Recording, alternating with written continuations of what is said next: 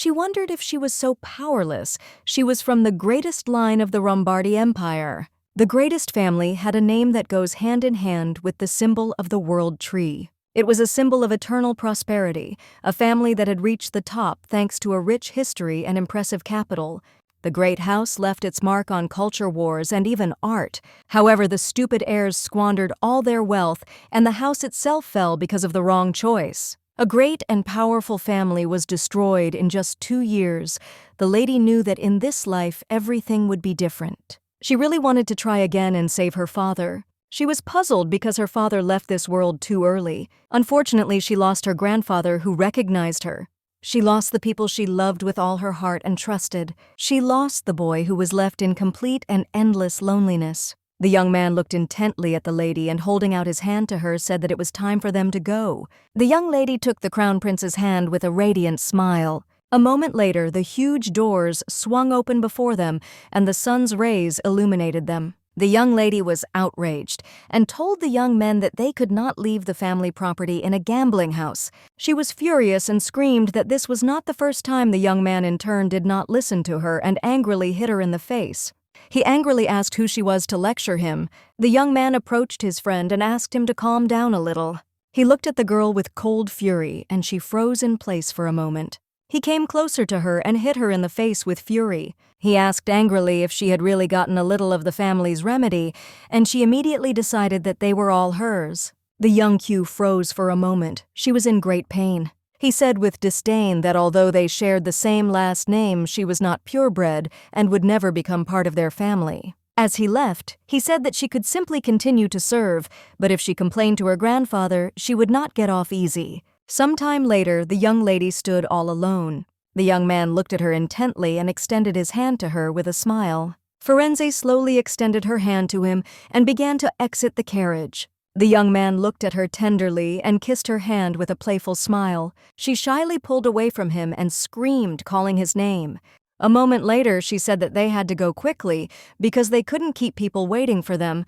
He looked at her intently because he saw that she was very embarrassed. Ferres said with a smile that in the entire empire there would be no one who would be outraged if she made him wait a little. He smiled and said that they should enjoy this moment because she had come a long way. She sighed heavily and said that everything was exactly like that because she had to go through a dog's life. She looked into the distance and said in all seriousness that this was no excuse for being rude. He looked at her closely and asked with a smile if she was ready.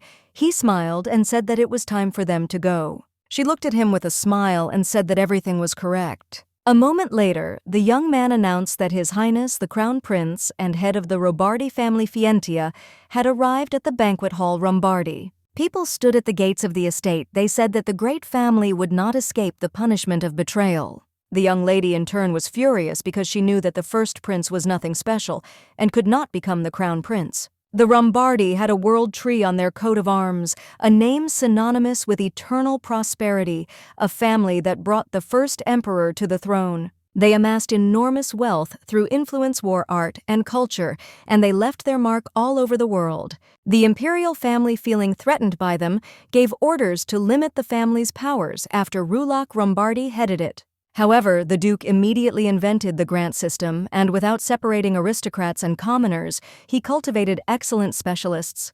Those same specialists then touched upon all areas of activity and also took high positions, and as a result, the previous emperor himself canceled the order given to them. The young lady was furious. She didn't understand how the great family could be destroyed in just a few years. A Lombardi for a time. She was a little girl who lived in South Korea and who died in a car accident. The young lady, in turn, was very surprised when she first opened her eyes in the body of a baby. She let out a cry of delight, for she thought she had been born with a golden spoon in her mouth. Only later did she realize that she was very much mistaken.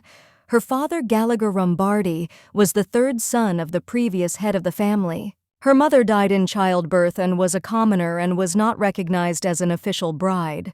The young lady in turn still received her father's love and a surname with permission from her grandfather, but she still remained an illegitimate child. Her father passed away a few days before her 11th birthday. after which she was gradually forgotten since only her father took care of her. For this reason, when she turned 15, she herself began to work for the family. She understood perfectly well that her persistence became the engine of her progress. Fortunately, her skills weren't that bad either, so she gradually gained more and more importance in the estate. From the age of 18, she already managed the household. She helped her grandfather with his duties when he fell ill. She knew perfectly well that her father's brothers were simply incompetent, but unfortunately, she never got to enjoy this privilege. The Duke looked at her intently and said that if he had known earlier that she was so skilled, he would have bequeathed their family to her. She smiled and told her grandfather that this was not true and that she was simply a dropout, and that she would not be able to lead their family at all. He sighed heavily and told her to stop because she was still part of their family, and he knew that she had every right to the inheritance. He looked at her closely and asked for forgiveness, because he knew that he should have been more attentive to her when she was still very little. The man looked at her intently and said that she knew what she had to do. He shouted angrily at her to leave immediately. The lady in turn froze in place from shock, as she did not expect such a thing at all. He looked at her with contempt and said that she tolerated her only because of her father, but his patience snapped. He shouted that she was just an illegitimate daughter. The young lady bowed her head low and began to beg him, as she wanted to stay and continue working for their family. She said what was needed here. He looked at her with a fierce grin and said that she definitely didn't know her place. With lightning speed, he slammed the door in her face and shouted at her not to dare come near their house. She was furious because she was simply thrown out into the street. She dedicated the best years of her life to her family. She screamed that they should have just stuck with the second prince. She understood perfectly well that they needed brains to understand this. She knew that the second principal was 100 times more suitable for the role of emperor. Faraz's second principal, Brivachau Dureli, whose genius was despised because he was born a maid. She knew that her family was simply stupid because they followed the first prince and stooped to dirty talk against the second prince.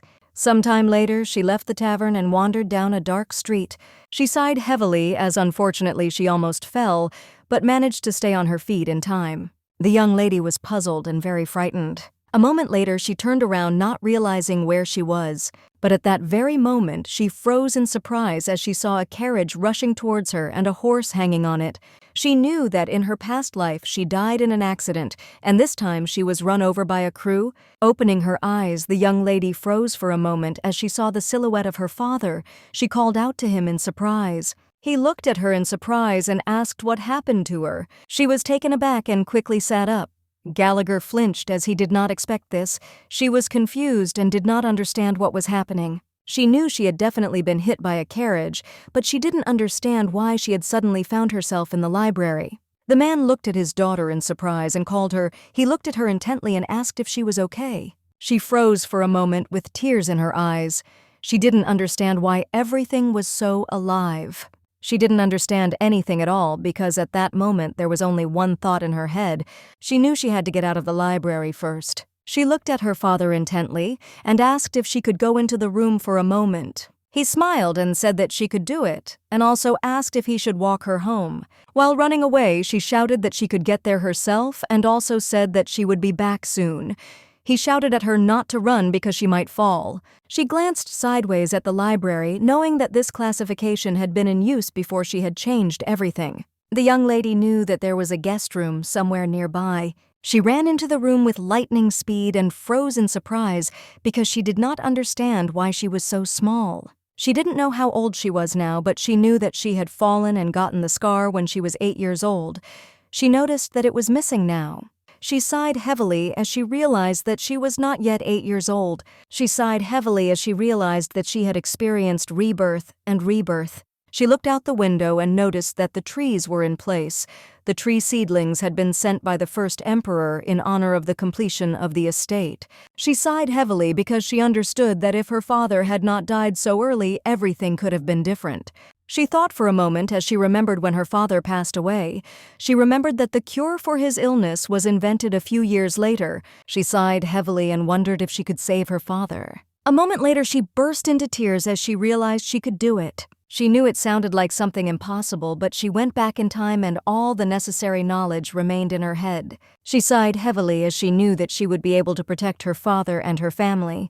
A moment later, she looked out into the street and froze for a moment as she remembered the fall of her family. She understood perfectly well that she needed to calm down because this had not happened yet.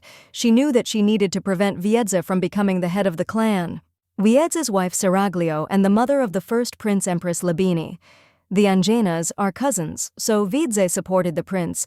She knew that she needed to appoint another person to take the place of the head of the clan, someone who would support the second prince. She remembered the words of her grandfather, who on his deathbed said that if he had noticed her earlier, he would have bequeathed everything to her. She thought for a moment and wondered if she should try. She wondered why she didn't work ahead and contact the second prince in advance. She sighed heavily and decided that she should try after all. She looked into the distance and told herself that she would become the mistress, but she knew that for this she would need her grandfather's trust. The man looked at the young lady and said with a smile that Mr. Gallner had been summoned by the head of the clan and went into the office. She looked closely at the librarian as she knew that in her past life she had started working at the library after he had retired due to illness. Ferentia knew that he was originally a famous professor at the academy. She looked at him intently and asked him with a smile to lend her one book. He smiled and asked what book she wanted. The young lady smiled and said that she would like to read the book People from the South. The librarian looked at her in surprise as he did not expect to hear something like this from such a young person. He looked at her in surprise and asked if the gentleman had asked her by chance. She smiled and said that it was not so and that she would read it. Some time later, the young lady walked down a long corridor. A moment later, she froze in place as she realized that she had already arrived in her grandfather's office. She decided to wait a little near the office until the meeting ended. She was happy because she finally had the opportunity to read the book that she had been looking for and wanted to read for a long time. Ferentia was puzzled because she was unable to read it before her death. She wanted to read it from cover to cover. A moment later, a young man approached her and said with a grin that she was inferior. Tia was taken aback because she heard a familiar voice. A moment later, Tia turned around and saw the boys in front of her.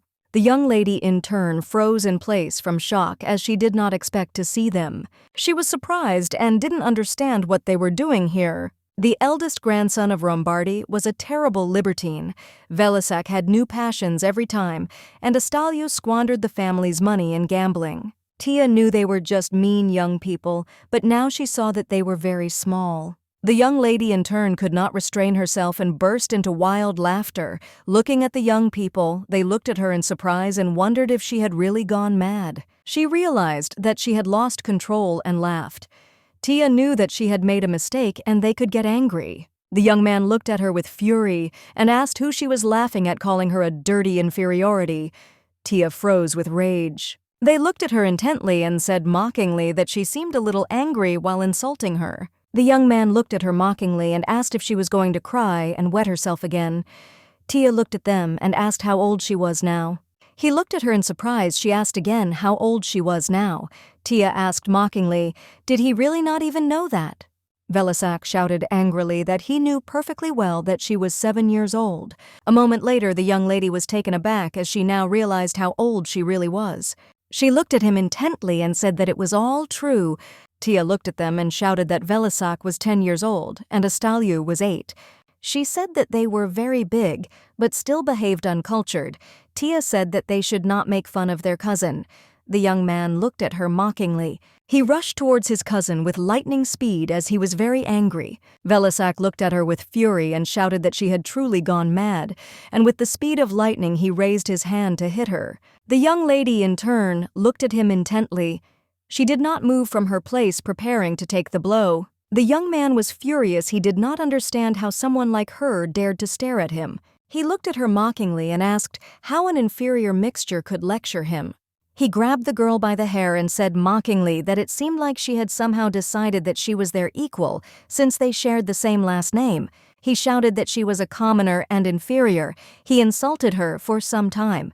She sighed heavily and said that she had previously told her not to do this. He froze for a moment and looked at Tia in surprise. He was amazed. The young lady in turn looked at him with cold fury. A moment later, she struck him with cold fury and shouted that she had told them not to call her inferior. The young man fell to the ground with a thud, screaming and spinning around on the ground in pain. Astalio was taken aback, and trembling with fear, he approached his brother and called him. The young lady, in turn, looked at the young man with cold fury. He froze for a moment as he became frightened by her intense gaze. With lightning speed, the young man rose to his feet and shouted at his sister that she was crazy. He was shocked and asked if she really thought she could get away with it. He froze in place in surprise and fear as he saw her fierce and cold gaze. The young lady in turn shouted at him that he was an ill-mannered puppy and, swinging a book, began to beat him. Astalio froze in shock. The young lady was furious. She shouted that he should have been prepared to get back at him for his words. She screamed furiously that he would now know how to anger the inferior boy who writhed and screamed. She remembered how in her past life he beat her without mercy and insulted her in every possible way. The young man, trembling with fear and bursting into tears, looked at his sister. He screamed and prayed for salvation. Sometime later, men came out of the office and heard noise in the corridor. They froze in shock as they saw the amazing sight. The young lady and her brother froze in place as they did not expect their parents to come out of the office so early. The man screamed and called for his son. He was shocked by what he saw. A moment later, he ran up to his son and pushed the girl away, causing the lady to fall to the ground with a crash. Gallagher ran up to his daughter with lightning speed and asked if she was hurt. The young man threw himself into his father's arms. A moment later, he screamed very loudly. Tia sighed heavily as he screamed, as if something was broken. The man looked at the young lady with fury and shouted at her to apologize to his son immediately. The young lady in turn turned away from them. She had no intention of doing so. The man was furious. He reached out to his niece and shouted that she was arrogant. Gallagher was shocked. He stopped his brother. A moment later, the Duke came out into the corridor. He looked at them with fury and shouted at them to calm down immediately. For a moment, there was dead silence in the corridor. The atmosphere was very tense. The Duke looked intently at Astalio and said that he must explain everything that had happened. The man looked at his son closely and said that he should speak because their grandfather had asked him to explain everything. The boy, in turn, trembling with fear, hesitated. He did not know what to say. A moment later, he said that he and his brother were just walking down the hallway when their sister suddenly pounced on them. He said with tears in his eyes that the young lady kicked his brother and he fell down immediately, and then she started hitting him with a book. The young lady, in turn, was furious. Tia did not understand what he was saying because she knew he was lying. Tia looked closely at her brother as she understood that he was now distorting the fact in such a way, despite the fact that he himself was to blame for everything. Tia was in shock and did not understand how anyone could believe this. She looked menacingly at everyone present. The young lady looked intently at her grandfather, but he did not answer. The Duke looked closely at his grandson and asked if his granddaughter had just started fighting with her brother. The boy hesitated, not knowing what to answer. Velisac cried out that his sister had always hated them. The Duke looked at his grandson with cold fury and told him not to interfere in other people's conversations. The Duke looked closely at his grandson and asked why he did not know this norm of decency. The boy backed away and shuddered. The young lady looked at them intently. She understood that her grandfather hated it more than anything in the world when people interfered in other people's conversations. The Duke looked closely at his granddaughter and asked if she would try to talk about this situation. For a moment, she froze in place, not knowing what to answer. She pressed herself closer to her father. Tia knew that before she would have simply run away, but now she looked closely at her father and encouraged him with her eyes. She understood perfectly well that now everything was different, and she was different. She looked intently at everyone present and said that she was not guilty of anything.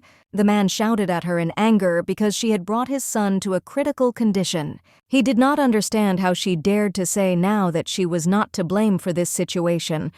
The Duke angrily called his son. Wiedza backed away and shuddered. She looked closely at her uncle because she understood that his son had just made the same mistake as he had. She understood that the apple doesn't fall far from the tree. She looked at the Duke intently and said that she was just waiting for her father in the hallway, and her brothers came and suddenly started calling her names and making fun of her. She said that she asked them not to do that, but they hit her for it.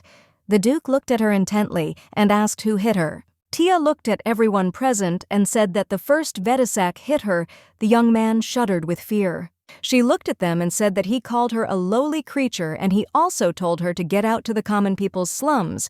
Gallagher froze in shock. He didn't expect this.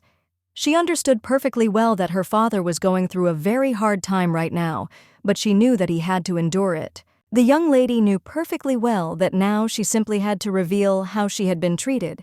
She had to show how rotten the children were. The Duke asked in surprise if that was the reason she raised her hand against her brother. She said that she hit him because he said that she was not Rombardi. She looked at them intently and said that she was inferior. She knew that her mother had not been able to get permission for the surname. She said that even though she was defective, she was definitely Rombardi, and she was the one the Duke had recognized. In her past life, having effectively run the house, she painfully realized that the fact of her existence did not mean that she was inferior. She understood perfectly well that she was no different from them. The Duke asked in surprise if she had hit him, not because he had called her a beast. He looked at her intently and didn't ask if she did it because he said she wasn't part of their family. She looked at the Duke intently and said that it was true. The Duke asked his granddaughter if her knees hurt. Tia sighed heavily and said that of course she was in pain. He noticed with surprise that she was not crying at all. She smiled and said that of course she would cry, but after she said everything she wanted, she looked intently at the Duke and said that later she would go into the room and cry. There the Duke was taken aback because he did not expect to hear such a thing. A moment later he burst out laughing, and everyone present looked at the Duke in surprise. The man looked at his father intently and asked for forgiveness, saying that he needed to take care of his daughter's wounds. The Duke smiled and said that he could go. A moment later, the young lady shouted to her father to wait for her, and with the speed of lightning, she turned and walked in the direction where her book was. A few minutes later, she returned with a book in her hands. Everyone looked at her in surprise. She bowed and said with a smile that she should not throw the book at all. The Duke looked at her in surprise and asked if she had borrowed this book. Tia timidly said that it was true and asked for forgiveness. He looked at her in surprise and asked why she was apologizing. She sighed heavily and said that unfortunately she had treated her badly. She said that the book was not needed to harm people. He smiled and said that just recently she said that she was not guilty of anything. She said with a beaming smile that she believed that when you realize your guilt, it is important to admit it quickly. The Duke smiled and said that everything was correct, and also said that they could disperse the young people, looked at their conversation in surprise. Viedze shouted and asked his father if he would just turn a blind eye to this. He shouted that the girl had done something like this to the eldest grandson of the family. The man was furious and shouted that the girl must be immediately punished. Accordingly, the Duke angrily asked his son if he dared to dispute his decision. The man backed away and trembled with fear and said that it was not so. He was puzzled and did not know what else to say. As he left, the Duke said that he was putting an end to it. He said that they should stop quarreling and go their separate ways as quickly as possible. Everyone looked at the Duke intently as each side was surprised by his actions. Gallagher bowed to all present and said that this was the will of their father. He said that it was time for him to leave. As he was leaving, the man turned around and called his brother. He looked at his brother with cold fury and asked if he was taking childish pranks too seriously. The young lady in turn looked at everyone present and stuck her tongue out at them. Everyone was shocked. They did not expect that the father and daughter would act like this. The young lady in turn hugged her beloved father tightly. She loved his delicate scent very much. Gallagher ran around his daughter while she was being treated. He was excited and hoped that she would not have a scar. She knew that if everything had gone as it had in her past life, she would have received a scar in that place only a year later. She was glad that she had not broken anything. The doctor looked at her and asked if she had any pain anywhere. A moment later, the young lady showed her hand and said that it hurt. She knew that when her uncle suddenly pushed her and she fell on the floor incorrectly, she understood that he had a very low mind, and that was why he did it. The doctor looked closely at the young lady and said that there was nothing serious wrong with her, but he would still prescribe her a special ointment. The man looked at the doctor intently and thanked him for the examination. He said that he would at least like to talk to his daughter and asked the doctor to step out for a minute. The doctor smiled and said that he would do everything, and also if they needed his help, he would be in the lab.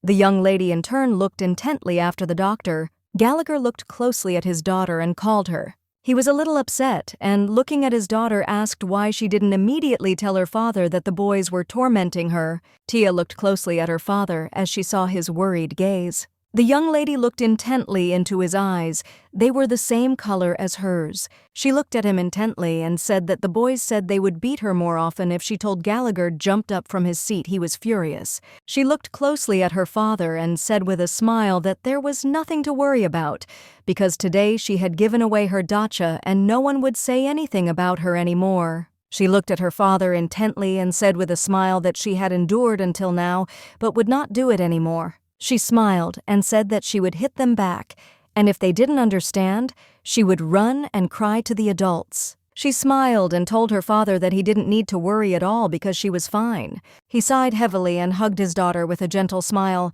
He said that she was doing everything right and should continue to do so. He sighed heavily and asked why she called him father. He asked his daughter to call him as always. The young lady was taken aback as she remembered that at that age she called him daddy. A moment later, the young lady looked at her father and called out to him with a smile. He smiled and said that everything was right. Tia said with a smile that they should definitely live happily ever after together. He smiled and said that everything would be just like that. She knew that her father would hardly understand her words, but she knew that this time he would not die. Tia knew perfectly well that she had to protect her family and her father. The young lady understood perfectly well that the first thing she needed to do was open her grandfather's eyes and get his confession. She thought for a moment about how best to do this. Tia knew that the eldest son was a complete fool, but because he was older, everyone perceived him as the head of the family. She was puzzled because she understood that her father only needed books to be happy. Tia knew she needed to smoke a few peaks in the meantime. Sometimes it seemed to her that her father simply did not exist. He asked if she was reading such an interesting book. She smiled and said that the book was interesting. She knew very well that she was very Yuna now, but she knew that in her past life, her grandfather could not entrust leadership to anyone. She knew that he had been pulling everything on himself until the very end, and for this reason he had fallen ill. She understood that she needed to demonstrate her skills as soon as possible. The young lady sighed heavily as she was only an illegitimate child and a girl, and all the weak points would not go away even if she became the successor. She knew that at times they would tie her hand and foot, but she understood that this could be easily compensated for by the patronage of the crown prince. She knew that even if it wasn't for the sake of saving the family, she had to attract the attention of the second prince. She thought for a moment and remembered that around this time, the second prince's mother was supposed to pass away. She understood that his mother had not received any treatment because she was locked in the cold palace. Tia knew that the prince's temperament was unusual. Now she knew that the prince was now spending days on end alone. The young lady wanted to increase her authority in the estate and immediately rushed to the young prince. A moment later, someone knocked on their office door. Gallagher looked out and looked at the man in surprise. He froze in place for a moment. The young man looked at him intently and asked if he could step outside for a moment. Firenze was surprised because she didn't expect to see Claravan. Gallagher looked at him in surprise and asked if his father had asked him to pass on something urgently. Claravan said that this was not the case. He looked intently at Tia and said that he had come to see her. She looked at him in surprise, as she did not understand the reason for his arrival. She knew that he was the Duke's right hand. The young lady knew very well that he would soon have to keep track of the family's trading groups.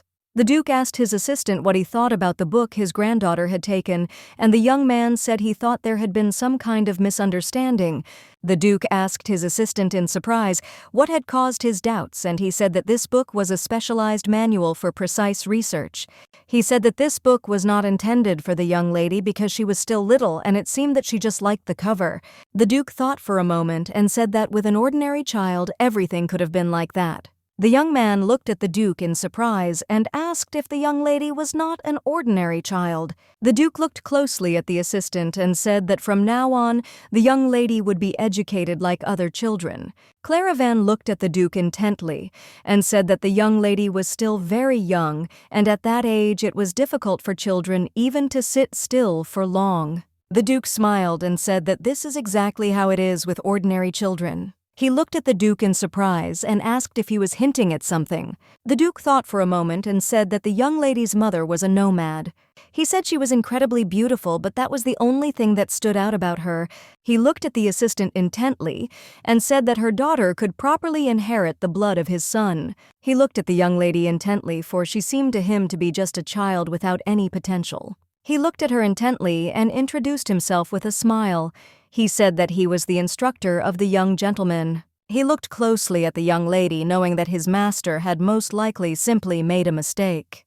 He told the Duke that he would conduct a kind of examination to find out the exact level of knowledge of the young lady. He told the Duke that even if the result did not meet expectations, he would not be able to force him to have sex with her. The lady looked at him with a smile and said that she was very pleased to meet him. Tia bowed to him with a smile and introduced herself. For a moment, the young man froze in place in surprise. She looked at him intently puzzled and called out. He was taken aback and said that she had given a perfect curtsy. He said with a smile that she was worthy of praise. She smiled and said that she tried to do everything according to the book. The young lady smiled for a moment as she knew that she had taken etiquette lessons in her past life. She knew that Rombardi's lessons were actually the first stage of cold-blooded assessment. First of all, regardless of age, the right to participate is given only to those children who are ready for lessons. Also, the age of completion of classes is not defined, and notification that one can no longer attend classes sometimes meant the withdrawal of this right. The assessment that the children received during the lesson was immediately sent to the head of the clan.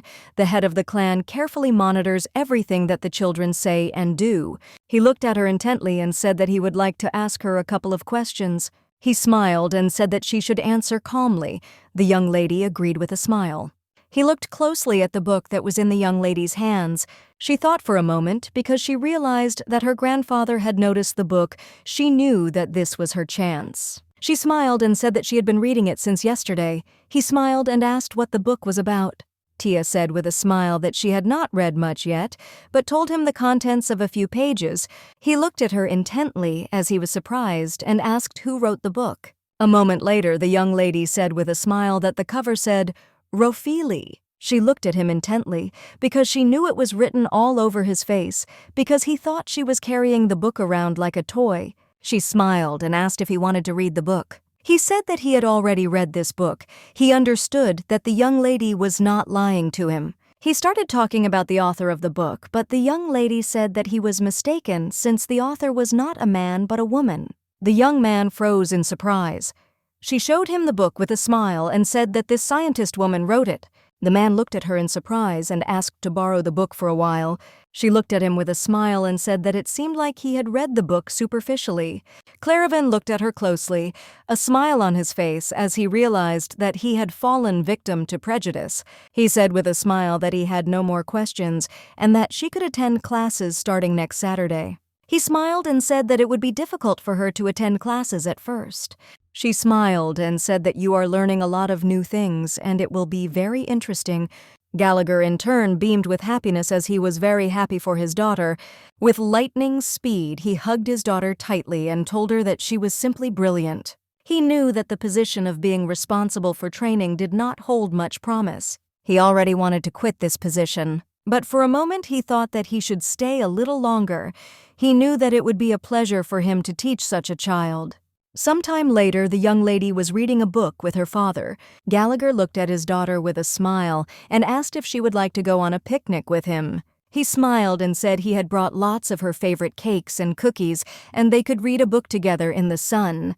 She knew he was throwing bait at her, afraid she wouldn't want to go to the hospital. She smiled and said that she had just been thinking about that, and he smiled and said that it seemed like they had a lot in common. The doctor was teaching his assistant at the same time, but he froze for a moment. He turned around and saw the young gentleman with the Lady Gallagher looked at the doctor and asked if they were too much of a bother.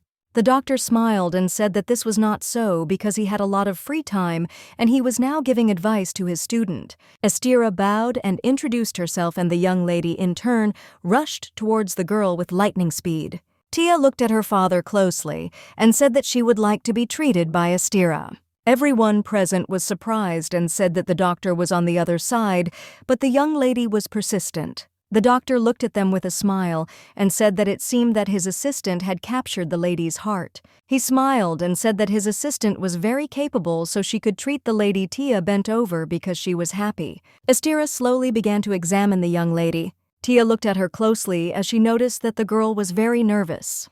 Tia looked at her closely and said with a smile that she had a very beautiful name. A moment later, she introduced herself and said what her father's name was. Tia looked at the girl and asked if she was studying to be a doctor. Astera said that she was studying medical botany. They chatted casually for a while, and there was a friendly and warm atmosphere in the air. She smiled and said that the young lady's swelling had almost gone down, and so they could change the medicine. A moment later, the doctor looked at his student and told her what medicine he needed to bring her. The young lady looked closely at Astera as she saw that she had relaxed, and this was very good. Astera entered the room and brought medicine for the young lady. She said that after taking it, the swelling would immediately disappear. The young lady was shocked. She didn't want to drink anything like that at all. She looked at her father with tears in her eyes, hoping that he would allow her not to take the medicine. He smiled and said that he would give her some tasty cookies after she took the medicine. Tia sighed heavily as she understood that she had no choice, and with lightning speed she began to take the medicine. The doctor smiled and said that she was a great girl and asked for the bottle back. She looked at them and said that since they had enlarged her, she would like to treat them to some cookies. They looked at the young lady in surprise but still accepted the treat from her. Astera looked at the treat in surprise and sheepishly thanked the lady. The young lady in turn said goodbye to them with a radiant smile. Tia was glad that she met Astera. She understood that she needed to get closer to her. She thought for a moment because she knew that in her past life at this same time, something happened in the estate. She knew that this was a vivid memory in her life. For a moment she froze in surprise as she noticed the carriage and the coat of arms on it. The Duke looked at his assistant and asked how his granddaughter had done. Claravan said that he already understood what the Duke had meant earlier. The Duke sighed heavily and said that before as now his assessment was very stingy. He looked closely at the Duke and said that after the examination he had done a little probing of the servants in Mr. Galligan's entourage.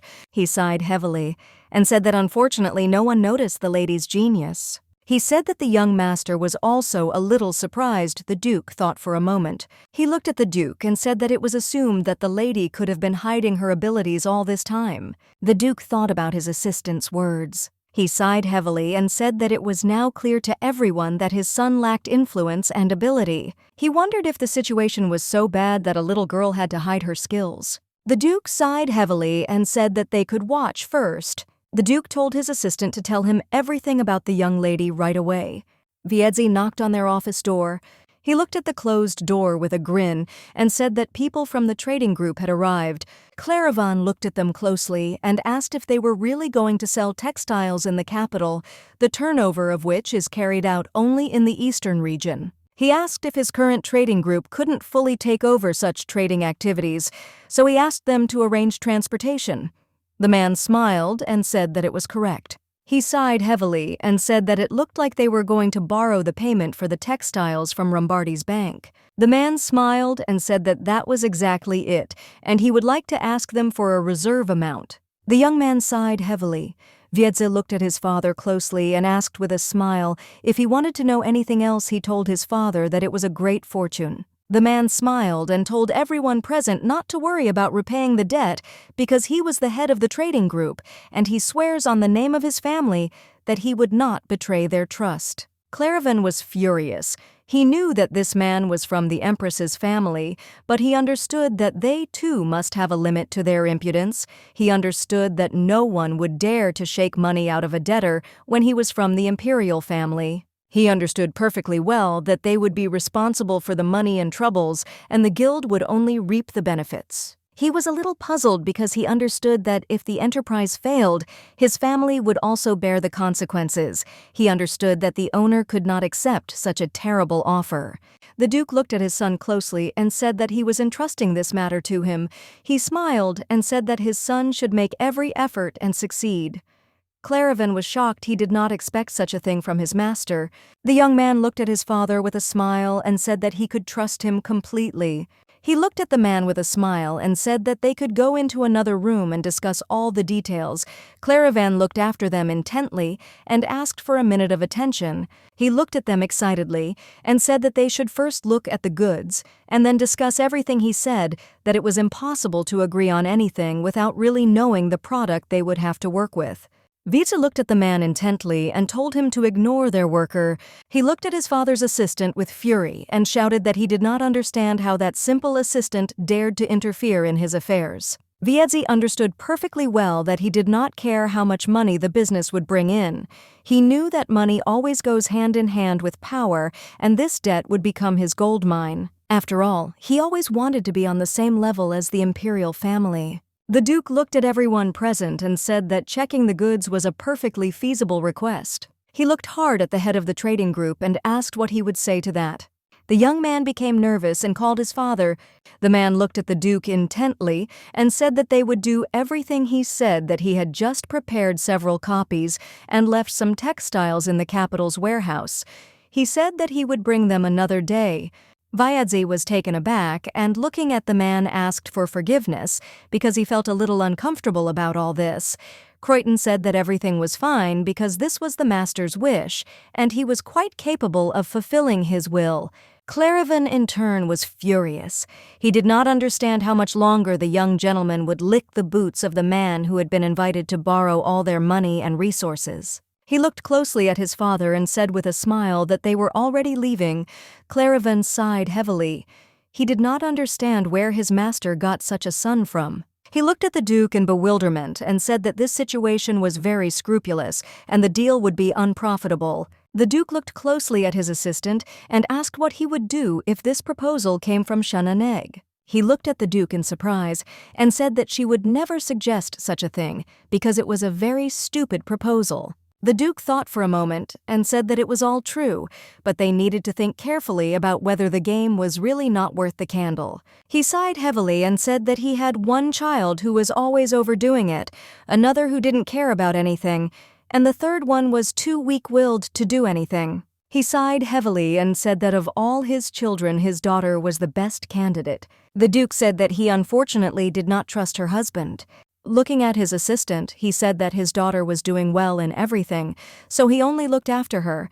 He knew that the head of the family should not interfere in the battle of the heirs, because this allows for the most objectivity. He sighed heavily and said that if that was the case, then he should at least support the offspring who was at least trying to do something. He looked closely at the assistant and said that they would conduct another test. Claravan looked at the Duke in surprise and asked if he had not recently placed great hopes on Lady Ferenzi. The Duke sighed heavily and said that his granddaughter was certainly intelligent, but they still knew too little about her innate abilities, and on top of that she was still extremely young. He said that they could only watch. The Duke was well aware that the young lady's probationary period had only just begun. Sometime later, the young lady came into the office where classes were to begin. She sighed heavily as she knew perfectly well that if she had come to the wrong place, she could simply turn around and leave. But a moment later, she opened the doors and saw her relatives. Velisak looked at his sister in surprise as he did not expect to see her. The twins Miron and Kilyu looked at the young lady in surprise. Lorraine also looked at her sister in surprise and called her. The young lady of the university in turn looked intently at everyone present but did not answer. Velisak screamed with rage and asked what she was doing here. He was furious and didn't understand why she came to them. She looked at him intently and asked what he thought. Tia said that from today on, she would study with them. The young man was furious. He shouted that she was lying. He angrily asked if she was really saying that she was allowed to attend the same classes that he attended. She calmly said that everything was true, and her grandfather had allowed her. Velisak in turn shouted that she was simply a liar. The young lady sighed heavily. She understood that there was simply no point in wasting her time on a small child. She wanted to find a seat and sit down quickly. The twins came up to their sister with lightning speed and pushed their brother away. The young lady froze for a moment in shock, not understanding what they were doing now. She knew that in her past life they didn't give a damn about her. She didn't understand what came over them now. They looked at her intently and asked if she really had fought with her brother. They smiled and asked if she had really won the fight, but the young man froze in place with rage as he understood that their words had hit his pride. A moment later, he shouted in anger that everything was not like that at all. He shouted that they would dance some more because he would tell his father everything. The twins looked intently at the young lady and bombarded her with questions. They wanted to know what she hit him with. Tia froze in shock on the spot.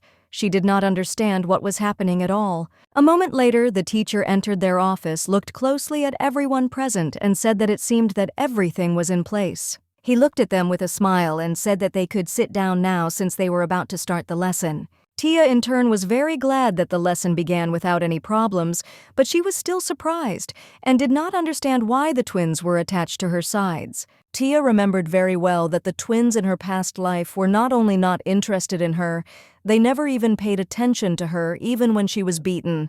They didn't even cast a glance at her, completely ignoring her and turning a blind eye to everything. She was puzzled and did not understand why they were suddenly behaving differently. Now the young lady felt wildly uncomfortable. Cliven said that today they would be learning the basic concept of business. She sighed heavily as she knew that everything else was not that different from her expectations. Tia saw and clearly heard that Velisak slept during lessons every time he behaved ignorantly. She thought that he was listening with the wrong part of his head during lessons, but she did not expect that her thoughts were so correct. She understood perfectly well that it was very strange that the teacher did not make a remark but simply watched. She was surprised and did not understand why the teacher did not punish his student. She wondered why he did not even wake him up. She froze in surprise for a moment as she saw the teacher looking at her with a smirk. She flinched and wondered if he had smirked. She realized that he did not impose punishments or try to maintain discipline, and he did not even try to interest them in anything. She understood perfectly well that after the lesson he would report everything to the Duke. The young lady knew that since she had come out like this, she had to prove herself. She looked closely at the teacher as she wanted to show that she had listened to him diligently and attentively. After some time, the teacher announced that this would be the end of their lesson for today. He looked at them intently and said that he would give them special homework. The young lady looked at the teacher in surprise as she did not expect to hear such a thing. He looked at his students closely and said with a smirk that he was giving them until next week to complete the assignment. He smiled and pointed to the log. Everyone looked in surprise at the log that stood right in front of them. He smiled and said that it was strong and would grow quickly. He smiled and said that their homework was to sell the log and accordingly pay for it. He looked at everyone present and said with a smile that they should sell it any way they wanted. They could chop it or prick it. He said that if they wanted, they could burn it, and it made no difference to him. The teacher said that they were only forbidden to use their status to force a purchase, and they should only sell the tree to the person who needed it. The young lady looked at her brothers as she knew that they were planning to do the same. The young lady looked at the teacher intently and trembling asked if there really was only one log for everyone. The teacher smiled and said that it was not so, and it was only a sample of the log, for their assignment had already been delivered to their rooms. The young lady hesitated in embarrassment. She looked closely at her sister, as she could not believe that Velisak and Lorraine had emerged from the same womb. The young man looked at the teacher and said that he did not want to do this. He was irritated and did not understand why he should do such a thing. He said that such a sale of things could be entrusted to lower-ranking officials. The young lady looked at him in surprise. She realized that his mother had simply instilled in him the noble model of thinking. She understood that in his past life he had thought that it was unseemly for an aristocrat to depend on money. The young lady understood perfectly well that such a model was yesterday's news, because today, even if a person was an aristocrat without money, he would not achieve anything. Moreover, the young lady knew very well that even the imperial family had established a trading group, but she knew that her brother and his mother were still saying such utopian things. The teacher looked at the young man intently and said that in that case, there was nothing he could do, and he would have to give the young man a failing grade for the given assignment. The young man was taken aback and froze in place in surprise, as he had not expected anything like this at all. With the speed of lightning, he suddenly rose up and, looking at the teacher, asked why everything was exactly like this. The teacher sighed heavily and said that unfortunately he had no other choice. He said that the current task was to sell the item and get paid, but he himself said that he would not do it, and therefore his grade was unsatisfactory. The young man was in shock. He shouted at the teacher to change the assignment immediately because the problem was that it was simply ridiculous. The teacher smiled and said that whoever could get money for selling the tree and earn the largest amount would receive a separate reward from him. The young man left the office in anger. Tia sighed heavily. She understood that the boy was simply ill-mannered. She did not understand what good he could be at all. She knew perfectly well that she didn't need to think about it now because now she needed to focus on the task. The twins looked at her intently as they wanted her to go with them. The lady understood perfectly well that the task itself sounded very simple, but if you think about it, it was incredibly difficult. She knew that the log itself would not fetch more than a couple of kopecks. Therefore, something had to be made from it in order to raise its value. She wanted to make something wooden that was in good demand, from rough dishes and toy furniture to a carved frame. She knew that wood was used in many places, and it was not an expensive or rare material, but she was puzzled because, unfortunately, she knew nothing about wood processing.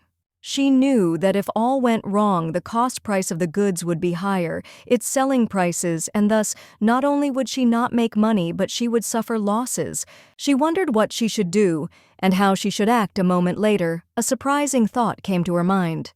With lightning speed, she bowed to the teacher and thanked him for today's lesson. She smiled, and as she left, said that she would try very hard on her homework. He looked at her closely with a smile on his face as he realized that she had already solved this problem. Judging by her enthusiasm, he smiled as he understood that her actions made him look forward to the next lesson with anticipation. The young lady knew perfectly well that the person who could offer the highest and best price was a person from her family. With the speed of lightning, she burst into her father's office and called him. The man looked at his daughter in surprise as he was a little puzzled by her appearance. He looked at her closely and asked her with a smile how her first lesson went. He wanted to know if she had listened attentively to the teacher. The young lady hugged her father with lightning speed and said with a smile that she had found it very interesting. She looked at him intently and asked with a smile if he was very busy right now. He smiled and said that it was not quite so, and if she needed something, then it was more important than all other matters. She looked closely at the documents her father was looking at and noticed drawings of different outfits. With lightning speed, Gallagher covered his documents with his hand. She looked at him in surprise, but did not answer. A moment later, the young lady told her father that she had a favor to ask of him. The young lady looked at her father with a smile and asked if he could draw something for her. He looked at her in surprise as he did not understand what was going on. He smiled and asked if she wanted a cute animal or a flower. Tia looked closely at her father and firmly said that she would like him to draw her grandmother. He looked at her in surprise and did not expect to hear such a thing. A moment later, he said that they had a lot of portraits in their house. He asked his daughter if she needed to show them. Tia was taken aback because she realized that she had made a mistake. She looked at her father and said that in the portraits, her grandmother's face was too stern and her clothes were too luxurious, and it didn't suit her. She smiled and said she wanted to see her grandmother smiling peacefully. She smiled and said she wanted to see her the way he remembered her. The man looked at his daughter in surprise as he did not expect to hear something like that at all. For a moment he thought as he recalled the image of his mother. He sighed heavily and said that unfortunately the last time he saw her was a long time ago, so he didn't remember well, but he knew that his mother was a very sensitive and kind person. A moment later, he had drawn a beautiful portrait of his mother. He sighed heavily and said that unfortunately he was not sure if he had done a good job. Tia froze for a moment when she saw her grandmother's portrait. A moment later, she rolled up the portrait and told her father that she was going to go and play outside for a bit. He looked at her in surprise as he didn't understand why she was acting like that. The young lady called out to her father with a smile that she would be back soon, and in a hurry he told his daughter to be careful. She smiled and wondered why she would fall since she was already an adult. She understood that he worried about her too much. But unfortunately, a moment later, everything happened as her father said the young lady was furious. She wondered if her father was also a clairvoyant. She knew that in her past life she had stumbled, and then it rolled into the valley of death. She sighed heavily, and she raised her head that she had better be more careful. A moment later, she raised that she was already in place. She knew that behind the estate there was a small village in which hired craftsmen lived. Unlike the servants who permanently reside in the estate and are given rooms, they live at a distance and are engaged in the production of ordered things for her family. Simply put, this village was created by Lombardi for his craftsmen and their families. For a moment, the young lady froze in place. She did not know where to find the person she needed. Tia wondered if she would have to ask everyone she met. A moment later, she noticed that she had scratched herself. She realized that she needed to wash her hands first, because if she got serious early, her father would worry. She looked around as if she wanted to find a well. A moment later, she finally managed to find the well, and in just a few minutes, she walked up to it. The young lady sighed heavily as she understood that it was too deep for her. She understood that she could not lift the bucket of water itself because she was weak. A moment later, someone lifted her up. The man looked at her in surprise and asked who she was. The young lady was taken aback and thanked the man for his help. He looked at her in surprise and asked if her parents hadn't taught her to play near the well. The young lady froze in shock as she realized that it was Alfeo Jean himself in front of her. Tia knew that the young man, a genius, a sculptor whose talent was recognized quite late at the age of 30, he was extremely grateful to her family, because they, although belatedly, recognized his abilities, and as a sculptor, he dedicated his first creation to their family. Everyone was amazed by his creation. People praised him.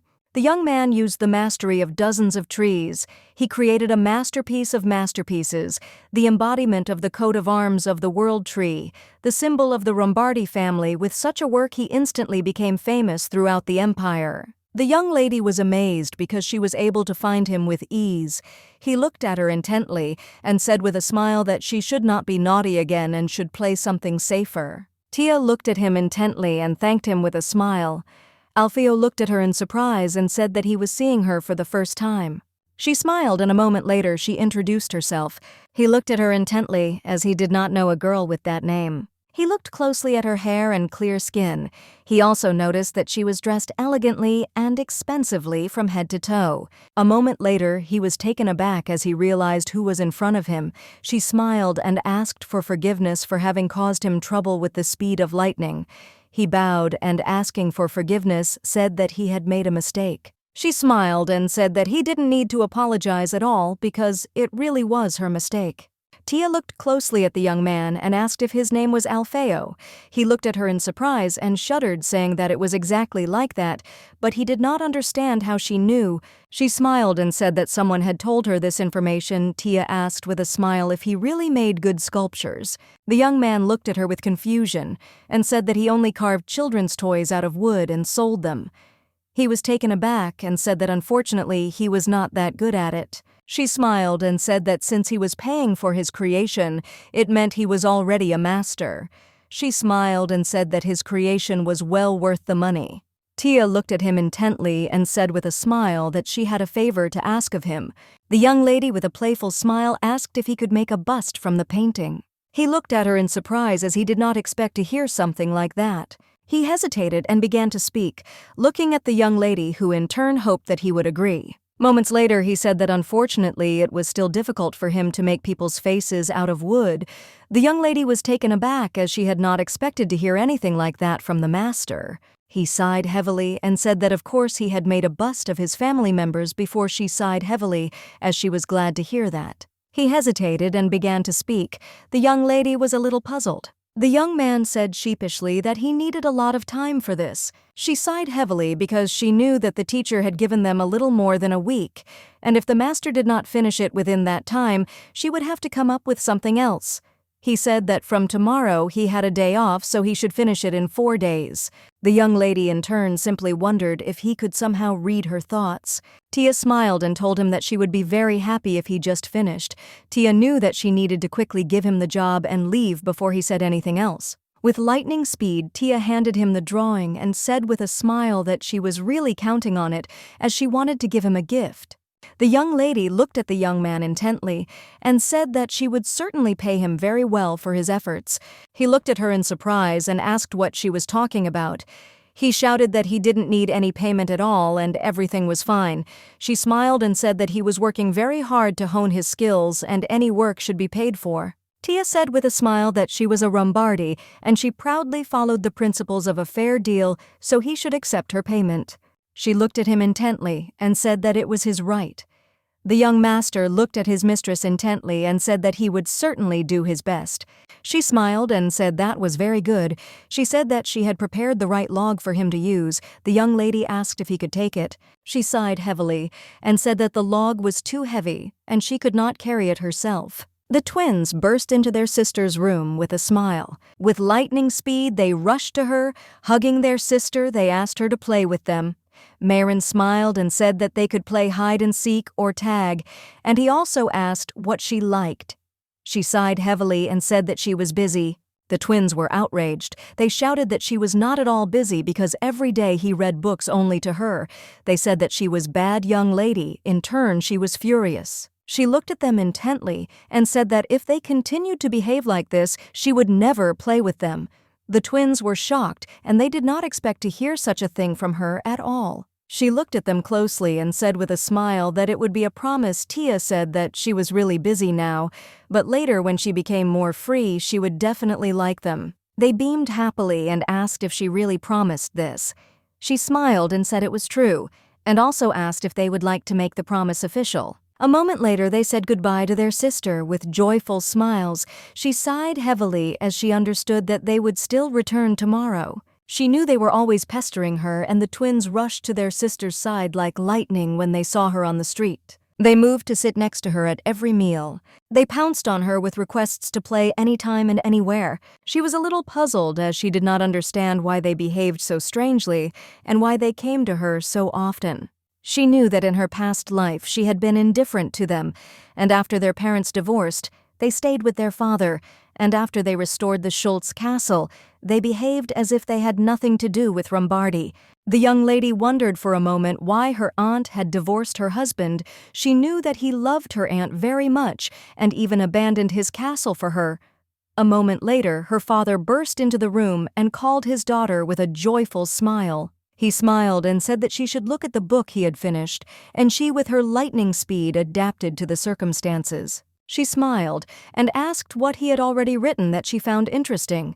Gallagher smiled and told his daughter that he had done something that she would really like, and he also asked if she wanted to read it together. The young lady looked at her father with a radiant smile and said that she would not mind reading together. She knew that her father had already written dozens of books. She knew that he had dropped out of the academy and had not really been involved in academic work, and had ended up writing single-volume works that were then sent to languish in the estate's bookcases. She knew that he always looked very happy when he wrote books. She was very interested in what he wrote this time. She froze for a moment as she read that her father had written that he was looking forward to the day when he would choose an outfit for his daughter's debutante ball.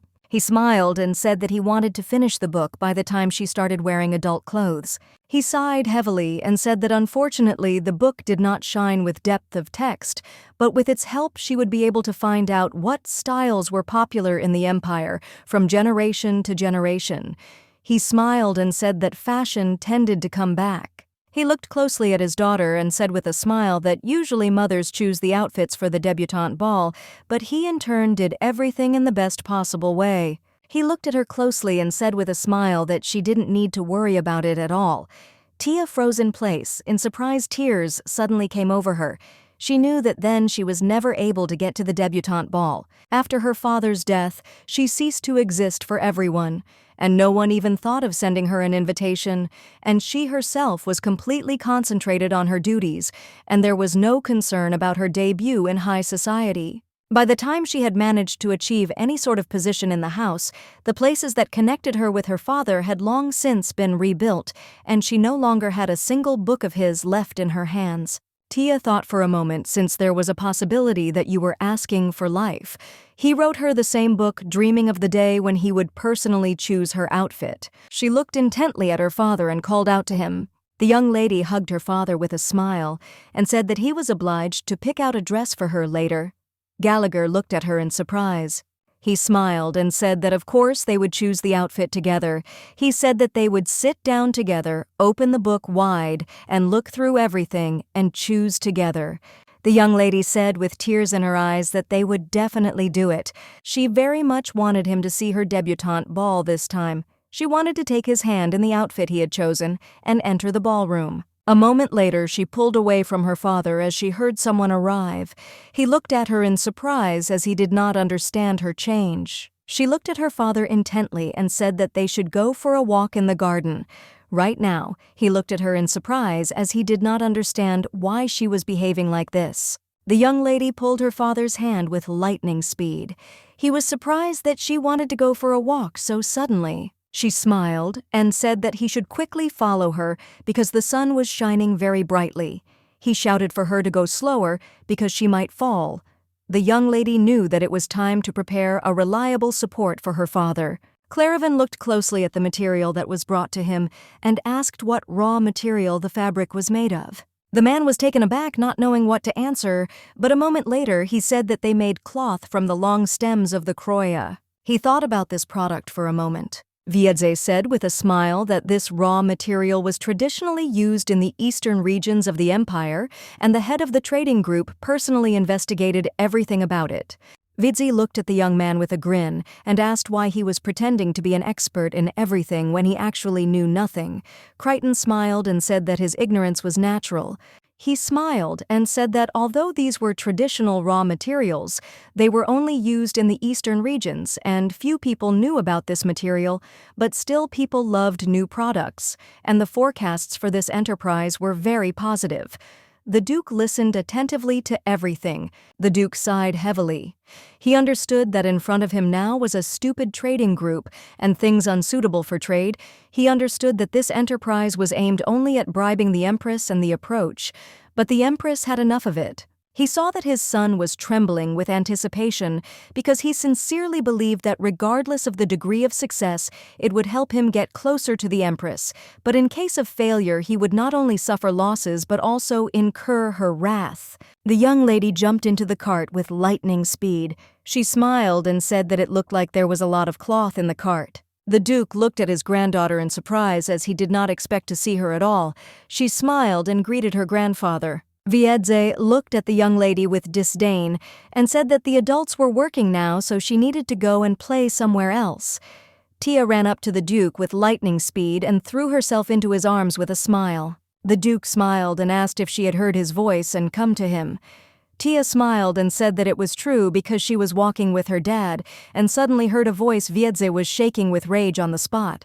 She looked closely at the Duke and asked with a smile what was in the cart, as she noticed that there was a lot of the same fabric there. The Duke smiled and said that it was all material made from a grass called croy, and they were now wondering if they could make money by selling the fabric. The young lady looked closely at everyone present because she understood that this was another failure.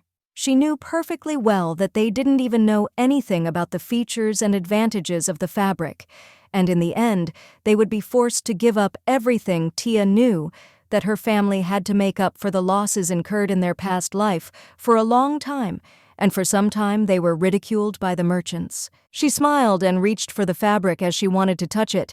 The Duke excitedly told her to sit quietly and not to move as it was dangerous and she might fall. She understood perfectly well that no one would listen to her child, even if she told about all the problems of this deal. She knew who should play this role. Gallagher, breathing heavily, asked his daughter where she ran away from him. She smiled and told her father that her grandfather would sell the fabric. He was taken aback and asked her father for forgiveness. He looked at his daughter and said that adults were talking now and she should not disturb them. She smiled and told him to look at this fabric. A moment later, the young lady told her father that the cloth was made of grass. She was surprised and did not understand how this cloth could be made of grass. She said it was very amazing. The young man looked at the cloth in surprise. He looked closely at the fabric as this was the first time he had heard that this herb could be used to make fine fabric. He said that it really was rough to the touch. Viedze glanced sideways at his brother. Gallagher was taken aback, and looking at everyone present asked for forgiveness. He said that he was simply interested in seeing what he had previously only read about in a book. He looked at his daughter and said that it was time for them to go. The young lady was in shock. She understood that they could not just leave. She was puzzled since her brilliant plan to strengthen her father's position failed. The Duke looked at his son intently and told him to tell him everything in more detail. The young man tensed up. He said that he himself did not know much about it. What he knew was that Croy had been used in certain regions of the empire for about 100 years. He sighed heavily and said that it was easy to produce from this material. There was a lot of it, so people were happy to buy such fabric. Croyton was taken aback and asked in surprise about commoners. He looked closely at the young man and asked about the task, but asked if commoners really used such fabric. Gallagher looked at the merchant in surprise and said that it was because the fabric was coarse and rough, so it was not suitable for noble attire. Croyton was shocked. He shouted that this could not be because the person who told him about this material said that both nobles and commoners wear clothes made from it with pleasure. He was puzzled because he knew that it was impossible to make money on commoners. The Duke looked at the man in surprise and said that his son seemed to have said that he personally inquired about this fabric. Croyton hesitated and said that a very close friend of his did this, and he trusted him as himself. The Duke sighed heavily and told the merchant that it seemed his friend had deceived him. The man was furious because he did not expect such a thing. Gallagher looked closely at the fabric and said it had one drawback. He sighed heavily and said that since the material of plant origin, the fabric has a kind of expiration date. He looked closely at the fabric and noticed damage on it. Gallagher said he knew about it because the material was made from plant stems and was very sensitive to moisture. He said that I had just had a rainy season, and that was the reason the fabric had deteriorated. The merchant was shocked because he had not expected this. He sighed heavily as he didn't know what to do. Now Gallagher looked closely at the man, as he understood how offended he was now. Gallagher looked at the man closely and said that Croy is a common herb, so it can be found in the nearby areas. He said that there will be no problem with obtaining materials. Croyton looked at the young man intently. Gallagher smiled and said that was exactly it. Gallagher looked at everyone present and said that he was just suggesting, but if they hoped to make aristocrats their main customers, they might try adding flannel to the fabric. The merchant looked at the young man in surprise as he did not understand what he was talking about. Gallagher said that the material of crow was very good.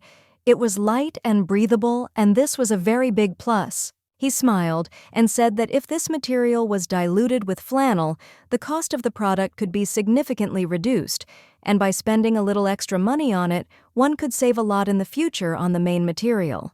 Gallagher said they could make the finished product at the same time softer and fresher.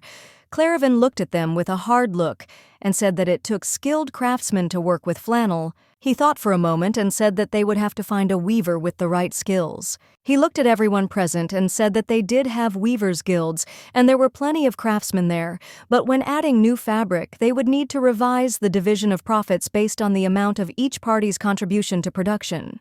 A moment later, they began discussing all the nuances of business. Gallagher looked at everyone present and said with a smile that it was now time for him to leave. He said with a smile to his daughter to say goodbye to her grandfather and uncle. The young lady was shocked. She did not understand why he was leaving so easily, because he had helped them so much. The Duke looked intently at his departing son and said that he entrusted this enterprise to him.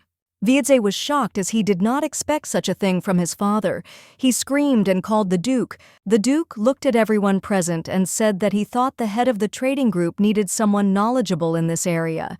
He looked at the merchant and asked what he thought about it. The man with glowing eyes looked at the Duke and said that he was absolutely right because knowledge about the product was more valuable than anything else. Crichton quickly approached Gallagher and said with a smile that he was very erudite.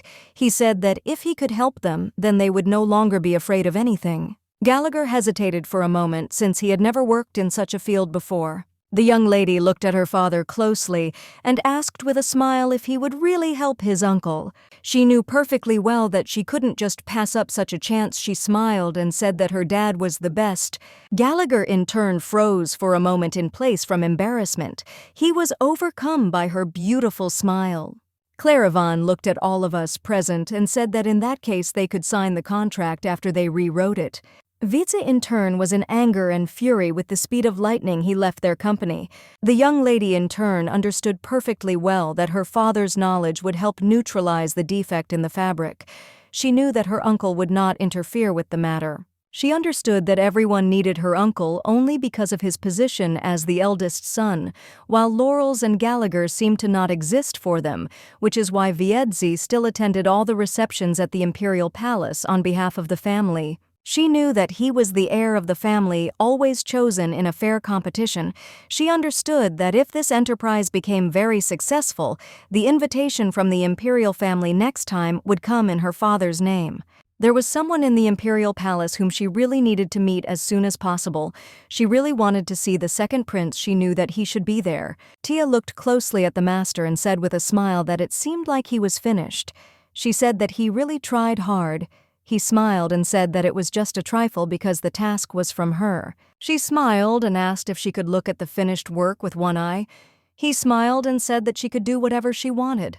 The young lady in turn slowly lifted the fabric. A moment later she froze in shock, amazed by the beauty of the creation. He looked at her intently and said that if he needed anything redone or finished, she could just say so. Tia screamed and said that it wasn't so, she was just perfect. She looked at the master intently and thanked him with a joyful smile. He smiled and said that there was nothing to thank him for, and also thanked her for giving him such a wonderful chance. He looked at her intently and thanked her with a smile for believing in him. Alfeo sighed heavily and said that he had been very worried all this time.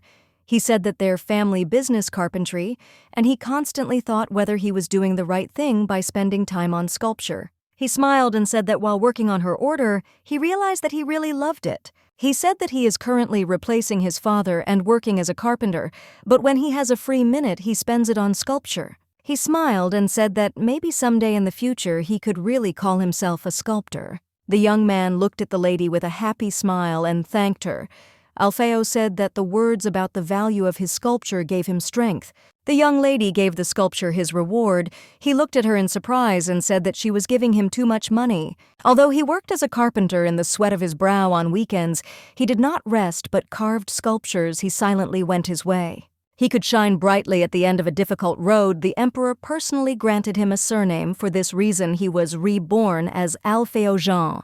The young lady looked intently at the sculptor and told him to listen to her carefully. She asked him if he wanted to do sculpture, not only on weekends. He looked at her in surprise. She smiled a predatory smile and said that he could do this every day. She knew that thanks to her, he would not have time to learn carpentry. She knew that the evergreen forest that her uncle had gotten rid of in his past life was not just a gift from the emperor, it was a very important place for her grandfather. She knew that her grandmother hated the dreary sight of falling leaves in autumn and therefore sincerely enjoyed walking with her grandfather along the path of the evergreen forest. Even after she left this world, grandfather would go on their route every day, and he continued to do so until his eyesight became completely clouded and he was bedridden. A moment later, the young lady threw all her thoughts away as she saw her grandfather. He looked at her in surprise. She ran towards her grandfather with a joyful smile. He looked at her in surprise and asked what brought her to him. She smiled and said that she had something for him, so she was waiting for him. He looked at her in surprise, as he did not expect to hear something like this. The young lady said with a smile that he should follow her, and quickly. He said with a soft smile that if she ran like that, she would fall. He looked closely at his granddaughter and asked what was the matter, but a moment later he was taken aback and froze in place. The Duke was surprised he could not utter a word because he saw a beautiful sculpture. The young lady smiled and told the Duke that she would like to give him a gift. Tia said that her father had painted a portrait of her grandmother, and she asked her friend for a sculpture. The Duke walked silently towards the beautiful carved sculpture, while the young lady in turn watched her grandfather closely. She knew that in the last years of his life, he had lost his sight, so he was deeply saddened by the fact that he could not even see his grandmother's portrait. But now, even if his sight deteriorated, he would be able to remember her image by touching the bust with his fingertips. The Duke asked his granddaughter in surprise if this gift was really for him. She smiled and said that it was true, and also asked if he liked it. He looked at her intently and said that he didn't just like her. The Duke asked what the price of such a gift was. Tia looked at the Duke intently as she expected him to immediately recognize the material for the homework.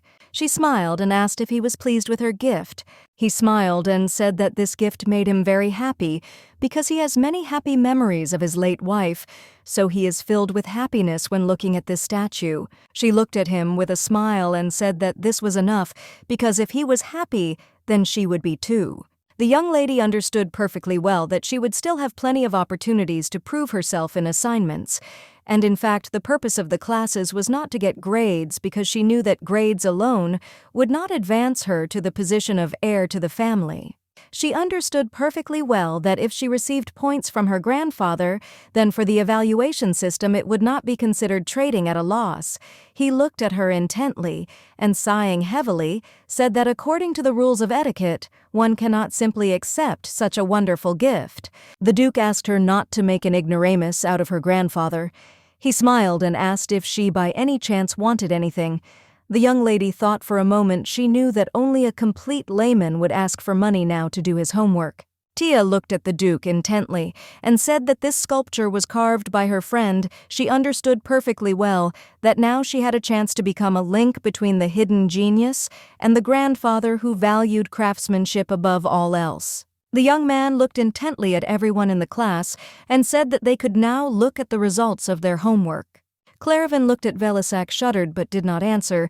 The teacher sighed heavily and said that the young man had not completed the task. He looked at the twins and asked how they had done the task. Mayron said he had sold everything to the servant. Kilyu said he had gotten money for the firewood.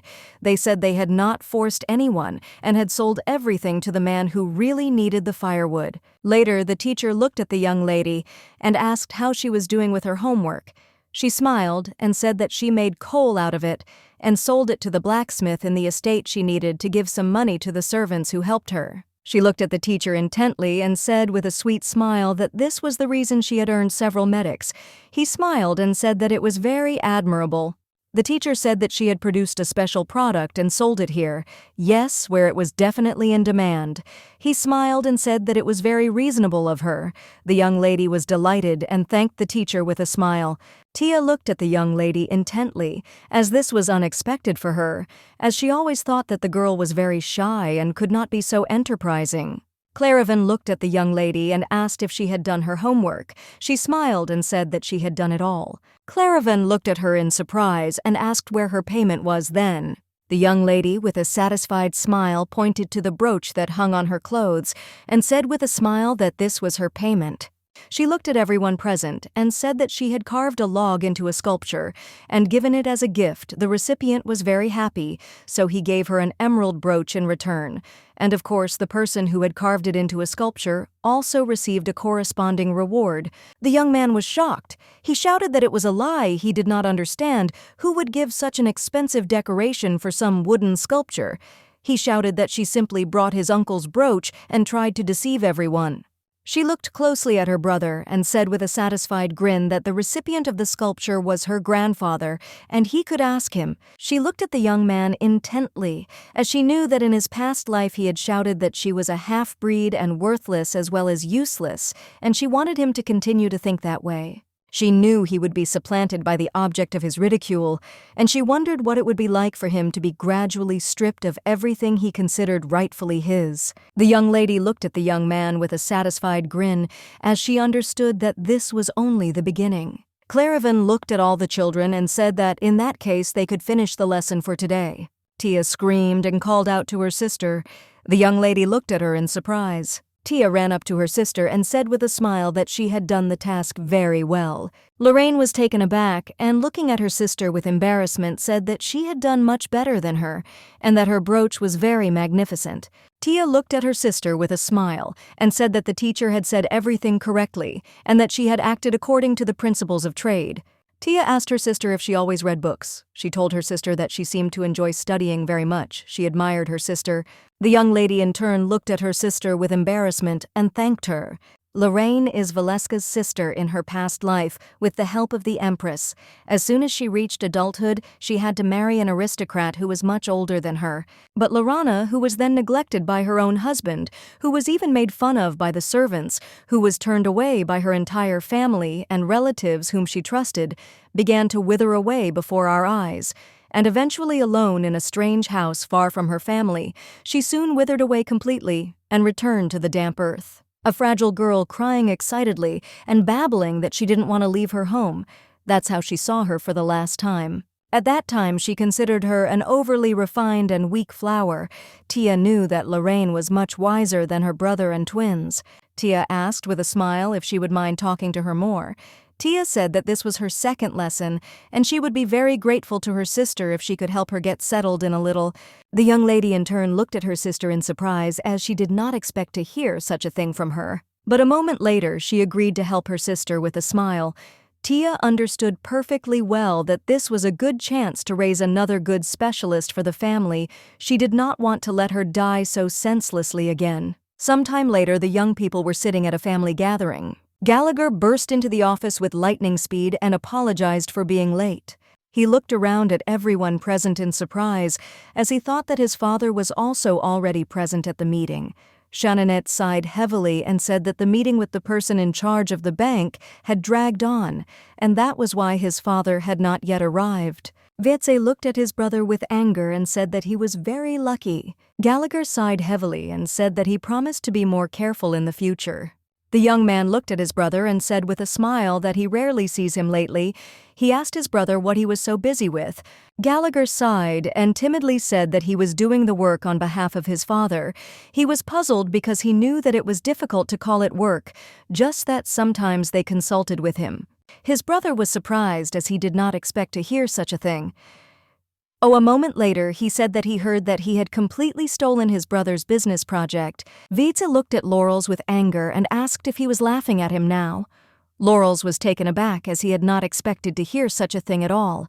He said in surprise that he had not meant anything like that, and he would not dare to do such a thing. Wietse looked at his brother with anger and said that he would tell him everything. Now he told his brother not to be too arrogant, and because he was entrusted with a serious matter once, because next time he would never be so lucky. Gallagher was taken aback and looked at his brother in surprise. He said that he was truly sorry that everything had turned out this way. He said that such thoughts could not even have occurred to him. He said that since he wanted his brother, he would hand over this work to him. Wietse was furious because he understood that his brother wanted to return to him the task that his father personally entrusted to him. He furiously attacked his brother and shouted that he should not dare to look down on him. Jeannette looked at them with cold fury and shouted at them to stop. The young men looked at her in surprise. Jeannette looked at her brother intently and told him to calm down immediately because their father would be coming to them soon. She was puzzled that he continued to act like a little child. Wietse in turn shuddered and looked at her with fury. A moment later, he pushed his brother away in a hurry, and he fell with a crash onto the sofa. Laurels looked at his brother in surprise and asked where he was going.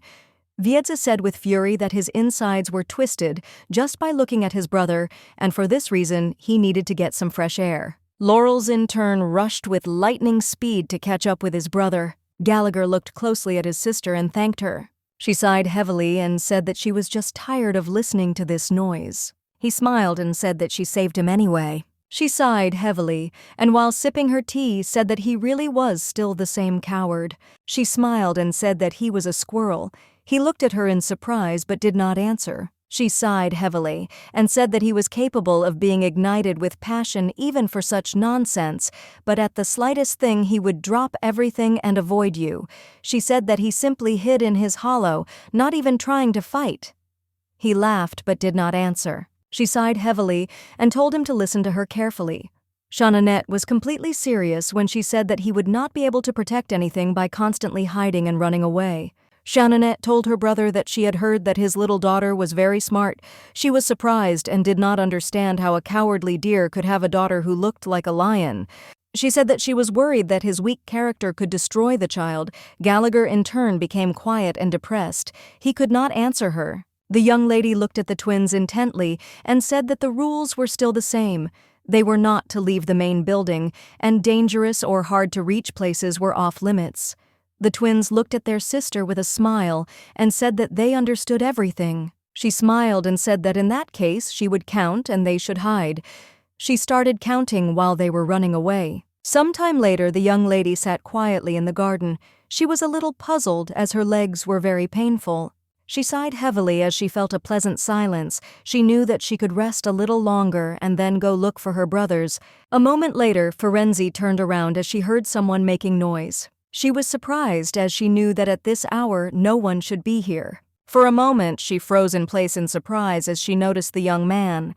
She was surprised because she thought that most likely the guest was lost. She looked at him in surprise and said that he wasn't allowed here. But a moment later, she froze in place for she saw him angrily take off his hat and throw it away. She looked at the boy in surprise as she heard all the noise that came from him.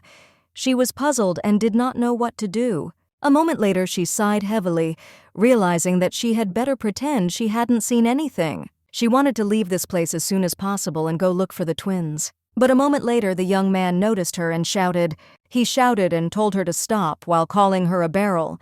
The young lady looked at him in surprise as he insulted her. He looked at the young lady with a smirk and said that he would give her the lowest a chance to serve him.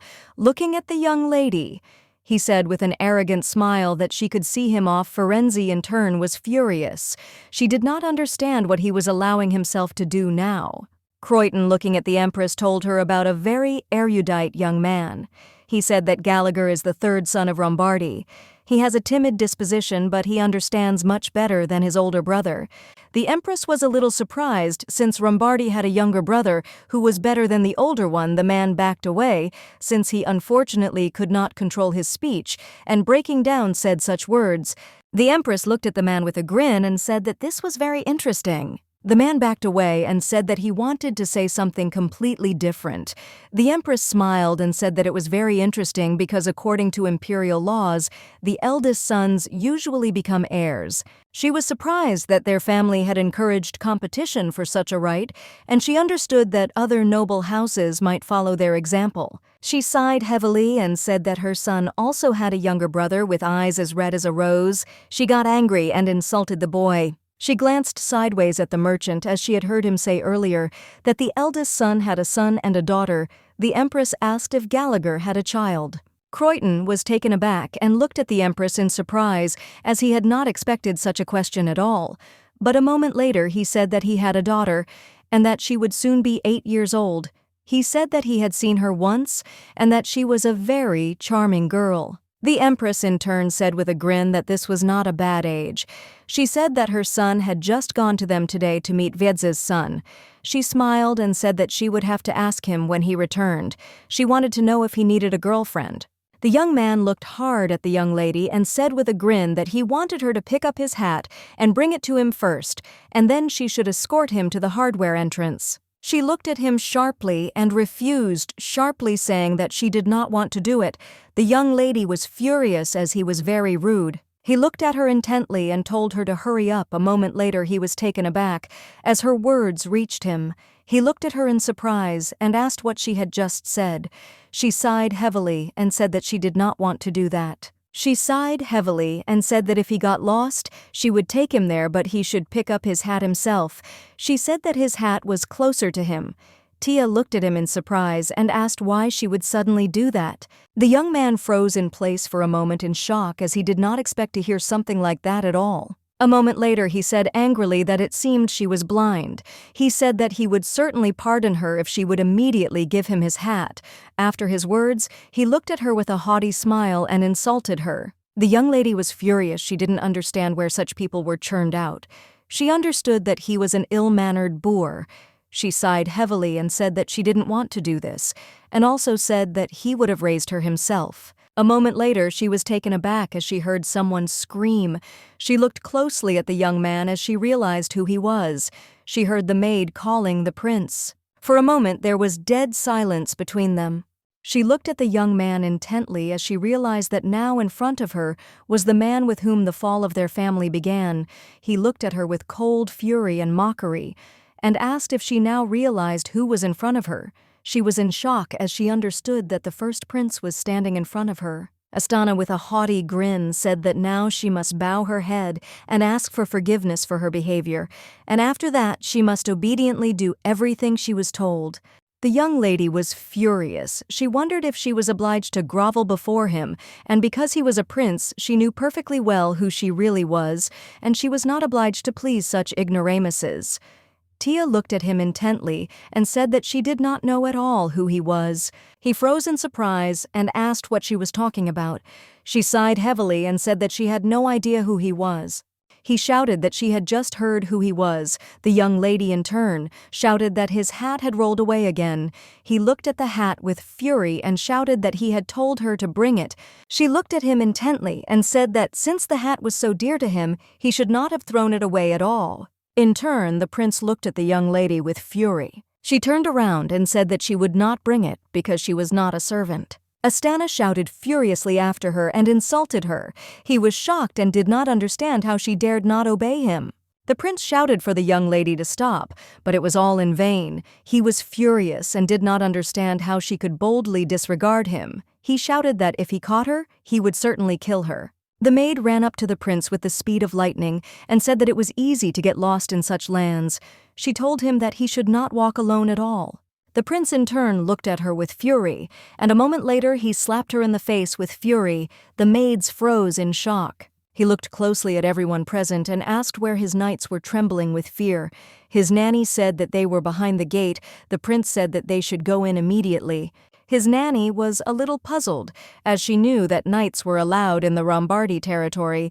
He looked at her with cold fury and called out. He looked at his nanny and said that everything in the empire belonged to the emperor, and he in turn followed immediately after the emperor. He did not understand why he should follow the rules of some family. He looked at them with fury and said that if they understood everything, then they should immediately bring the knights to him. He remembered the young lady looking at him and saying that she would not bring him anything because she was not a servant. He asked with a smirk if she was really so impudent that she dared to ignore his orders. He wanted to see how she would behave after the knights had pinned her down. The twins threw a tantrum at her. They shouted that it was not interesting and not fair. They looked at her in surprise because she had found them too quickly. They said that she had probably been watching them hide. She sighed heavily but did not answer because she knew that they were hiding almost in plain sight. The young lady looked at them puzzled and said that they could play some more. She was excited because she knew that everything happened because of the prince, because she couldn't do anything else because of the one who avoided him, so she found the brothers quickly. She said that they could only play on the first floor of the main building because there were many places where they could hide. The twins agreed with her. With happy smiles, she knew that the first prince would not get into the main building of the estate. The young lady looked at her brothers and said that in that case she would count, but a moment later she froze in place as she saw the knights. She was surprised as she understood that judging by their uniform, they were not servants. The twins looked at the knights in surprise as they knew that they did not have their family's coat of arms on them. The twins asked if they were also playing hide-and-seek since they looked under all the tables. Tia, in turn, froze in place from shock. She knew that direct blood relatives of their house lived in the main building, and now she saw in front of her people who were searching the estate. They were armed, and without their coat of arms on their uniform. A moment later, she saw them staring at her. The young lady was shocked. She realized that the prince was simply mad because he sent imperial knights to their estate. She knew that even if members of the imperial family visited their estate, they could not be accompanied by armed men. The meaning of this ancient vow is clear as day, for the two families declared that they were bound together by more than a simple relationship, ruler and subject, and they designated a mutual right to inviolability, a state of affairs that must be maintained unchanged for the welfare of the empire. She was shocked as she knew that this dinner was now being interrupted by the 10-year-old first prince. The young lady, with her lightning speed, grabbed her brothers by the hands and told them that they had to run. The twins were surprised as they did not understand what was happening. She shouted to them that there was no time for explanation now and that they needed to run quickly. She was puzzled and scared because she understood that now the adults were going against the children.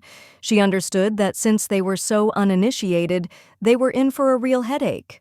She knew that they would definitely not enter the office of the head of the family. She understood that no matter how inadequate we were, they would not allow themselves to do something like that with the speed of lightning. She opened the door but froze in place when she saw the prince. The prince looked at her with a grin and said that this was a very unexpected meeting. The young lady, in turn, froze in place from shock and surprise. She wondered if he was really sick. She understood that in their estate, the emperor himself had to do everything with an eye on the head of the family.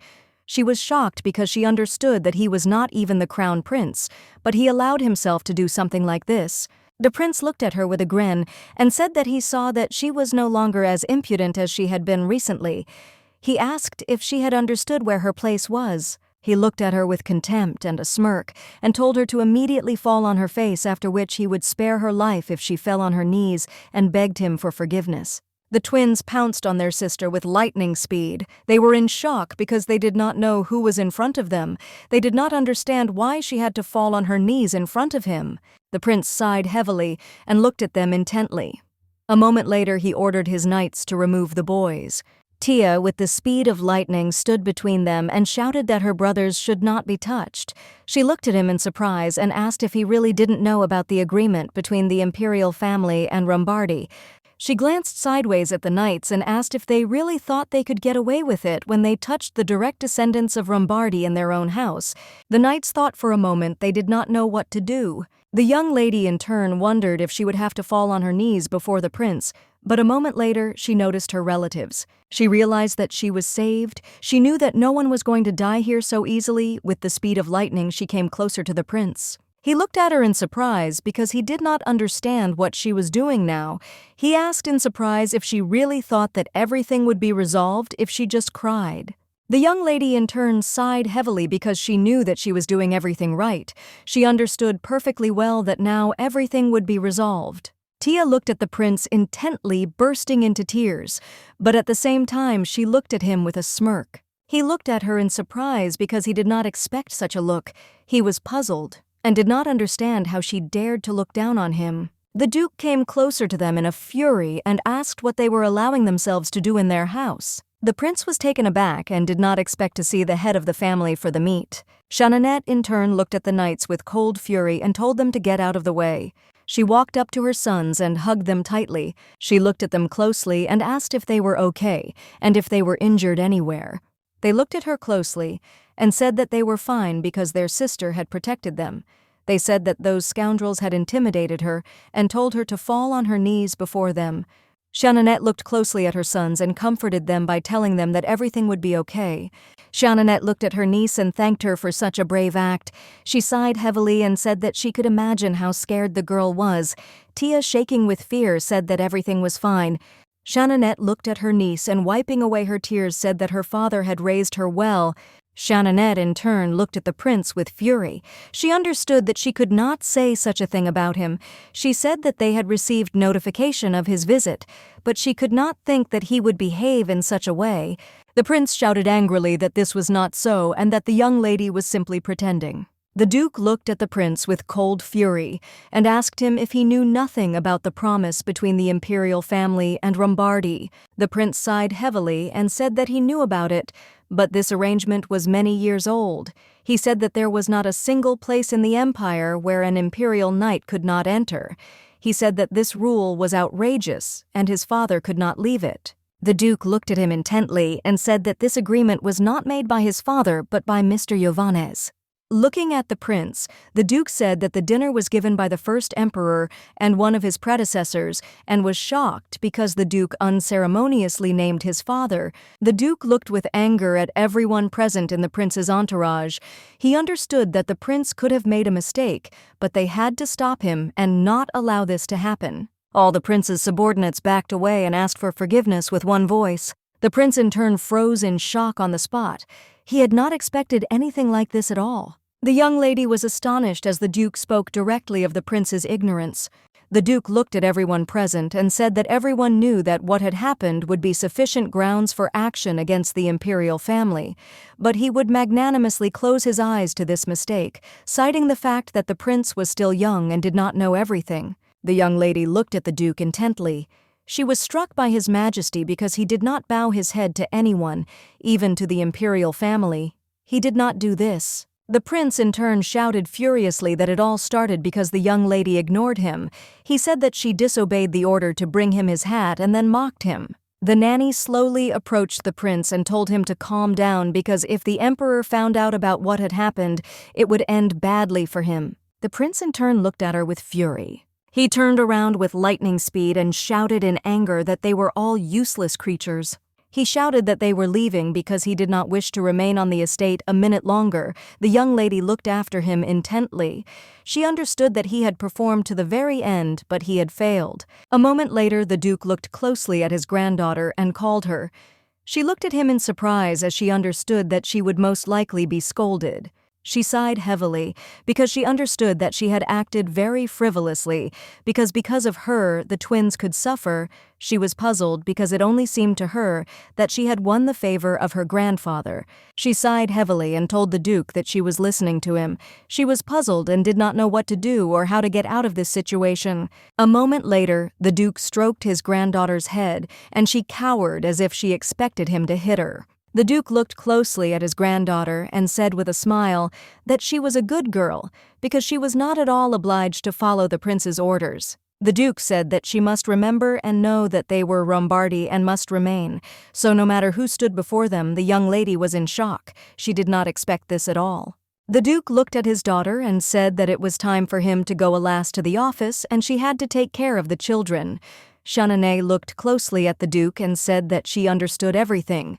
Looking at her niece, she said that she must be very shocked by everything that was happening. Shananet, she told the young lady to go with her. Tia looked at her aunt in surprise but did everything, somehow said she was surprised because she was praised for what she did. She understood that she did what was right. The knight looked closely at the lady and said that the young lady was sleeping very soundly. Shananet looked at her niece closely and said that no matter how strong she was, a child is a child. She said that the girl deserves praise for at least not losing her composure in such a situation. Shananet looked at the knight intently and said that although Gallagher was her younger brother, he could not just enter her bedroom. She asked the knight to lay her on her lady's couch. Gallagher burst into the room with lightning speed and called his daughter. He stood frozen for a moment at the door, and as he saw his sister Shananet looked at her brother and told him to be quiet as he might wake his daughter. She sighed heavily and looking at her brother said that similar news had caught him in the middle of his work. She said that she originally only wanted to take it to him, since that was how it turned out they could talk a little. He sighed heavily and agreed with his sister. Shananet looked at her brother closely and said that she understood perfectly well that he was distracted by the sudden responsibilities thrust upon him, but still his daughter was still very young, and at that age she needed to be watched closely. She looked at him intently and asked if a father could allow such a child to be all alone. He sighed heavily and said that he understood her because he had not thought. He started to speak, but she interrupted him and asked if he was really going to quit the job he was doing to look after his daughter all the time. He looked at her in surprise as he didn't know how she had read his thoughts. She sighed heavily and said that he was just a pampered youth. She looked at him intently and said that she would ask him only one question. She asked him how long he thought his father would be able to remain in good health. The young man froze for a moment because he did not expect such a question. He was taken aback because he did not understand what she was saying. She looked at her brother closely and said that their older brother was too insatiable. He sighed heavily and said that he knew about it. She looked at her brother intently and said that if he continued to calmly fall face down and belittle himself like this, then he would still be able to live like this peacefully and quietly for some time. She sighed heavily and said that for now it was enough for him to only carry out certain assignments. She asked her brother if their older brother would be lenient with his daughter, whom he had previously only insulted. She looked at her brother intently and said that their older brother might think that his daughter was interfering with his plans to get closer to the imperial family. Gallagher froze in place for a moment in shock. She looked at him closely and said that fortunately he was very smart and his appearance was also quite attractive. She said that if he were to be even a little more active, people would be drawn to him. As she left, she said that while their father was still holding on, he should take advantage of all this and build up his strength. She looked at her brother intently and said that since he was leaving tomorrow, he could send his daughter with her. She said that she didn't have as much work as he did now, and it wouldn't be difficult for her to look after another child. Gallagher was surprised, but he thanked his sister anyway. She smiled and said that there was nothing to thank her for since she was her aunt. Gallagher stared at his daughter who was sleeping quietly. He sighed heavily and asked her for forgiveness because he thought that by loving her selflessly, he could replace her mother. But now he realized that the responsibilities of parents are not limited to this. He kissed his daughter tenderly and promised her that he would protect her no matter what. The empress looked at her son with fury and said that he had not listened to her at all. The prince shuddered as he did not expect to hear such a thing. She looked at him sharply and said that she had definitely told him to watch his behavior at Lombardy. He bowed low and asked his mother for forgiveness. She looked at him intently and said that after some time he should go to the estate with a gift and an apology. The prince was shocked. He did not expect this at all. The prince began to justify himself, but the empress grabbed him firmly by the face and he obeyed her. She looked at him intently and asked if he had been very ashamed today. He sighed heavily and, trembling with fear, said that he was very ashamed. She looked at him intently and asked what had offended him to such an extent. He shook his fists in anger and said that he would become the crown prince and be the head of the empire. The empress looked at him and asked if they really acted as if they were the masters of the empire. He froze in surprise for a moment. She looked at him intently and said with cold fury that they considered money to be the main power, and they had lost the corresponding respect for the imperial family. She kissed him softly on the forehead and told him to never forget today. She looked at her son intently and said that the girl would regret how disrespectfully she had behaved towards him. The empress, with a sly grin, said that she would personally take care of this. She looked at the prince with a sly smile and said that he did not need to worry about what happened and only needed to obey her in everything. The prince looked at his mother with a satisfied smile and agreed with her. Claravan looked at everyone present and said that this would be the end of their lesson for the day. He looked at the children with a smile and said that today there was also homework. He smiled and said that it was not that difficult, although it depends on the person. The young lady looked at the teacher intently. She realized that he was contradicting himself. He smiled and said that by the next lesson they should prepare an answer to this question. He looked at them intently and asked with a smile, "What is most precious to a merchant?" Kilyu looked at the teacher hard and said that, of course, it was money. The teacher smiled and said that they could count that as his answer. He said that they could discuss it again during their next class. The twins looked at their sister and asked if she was not coming with them. Tia smiled and said that she would make a pillow and come to them. They said that she could entrust this to the servants and they would do everything. She sighed heavily and looked at them with a smile since she had become thrifty with cheese in her past life. She thought for a moment since she hadn't seen her brother today. She was glad that they had a very pleasant lesson without the snoring that was bothering them. The young lady looked at her sister intently and said quietly that her brother had gone with their father to the meeting. Tia looked at her sister with a radiant smile, as she knew that her sister was always beautiful like an angel. She smiled and greeted her sister. Lorraine came closer to her sister and asked what her favorite color was. Tia hesitated for a moment, not knowing what to answer, but after a while she said that her favorite color is red. The young lady looked at her sister with a smile and thanked her for her answer and also said goodbye to her until the next lesson. Tia was a little surprised. She didn't understand why her sister needed such information. With lightning speed, the twins surrounded her. They were surprised that her favorite color was red. She froze in place for a moment, not understanding what was happening at all. While reading the book, she sighed heavily and told her father that her relatives were behaving very strangely. She sighed heavily and said that she had no idea what they had in mind. Gallagher looked at his daughter and said that he understood everything. She looked at her father in surprise, as she did not understand at all what he was talking about. He smiled and told his daughter that her birthday was coming. Soon he said that he was just about to ask what gift she wanted to receive. The young lady in turn looked at her father with a smile. Now she realized that when she returned, there was about a month left until her birthday. She was puzzled since a lot had happened recently, and she had completely forgotten about such a day. She looked at her father intently, and with a happy smile said that she wanted a teddy bear. He looked at her in surprise, as he did not expect it. He looked at her in surprise and asked if she didn't hate stuffed toys and dolls. She sighed heavily as she realized that he had tried it on her because she blurted out the first thing that came to her mind. She remembered saying she hated them because they moved on their own at night. She said timidly that she thought about it and changed her mind. She smiled and said she just wanted a good book. He smiled and asked what she thought about the horse. The young lady stood frozen in surprise for a moment. Gallagher said with a smile that they could bring her to a 1-year-old child, and she would begin to raise him and be friends with him, and when she became an adult, he would be a wonderful steed for her. She sighed heavily and wondered if such questions could really be resolved so easily. She was puzzled because she knew that in her past life she died under the hooves of a horse. He smiled and said that they could definitely go horse riding together later. He said that she would look great in a riding outfit. A moment later, he said that since he had started all this, he needed to find out more about it. The lady was taken aback and thanked her father. She looked at him intently and asked if he didn't feel sorry for the child. He looked at her in bewilderment as he didn't understand what she was talking about. She said that he would have to part with his mother even though he was still very small, and if she were a little foal, she would be very sad. She knew that she would not be sad at all. She just had bad memories associated with horses. She wanted him to give her all the money he would have to spend on keeping one horse. He was surprised, but he looked closely at his daughter. A moment later, with the speed of lightning, he embraced his daughter and, asking for forgiveness, said that her father had not thought of this at all.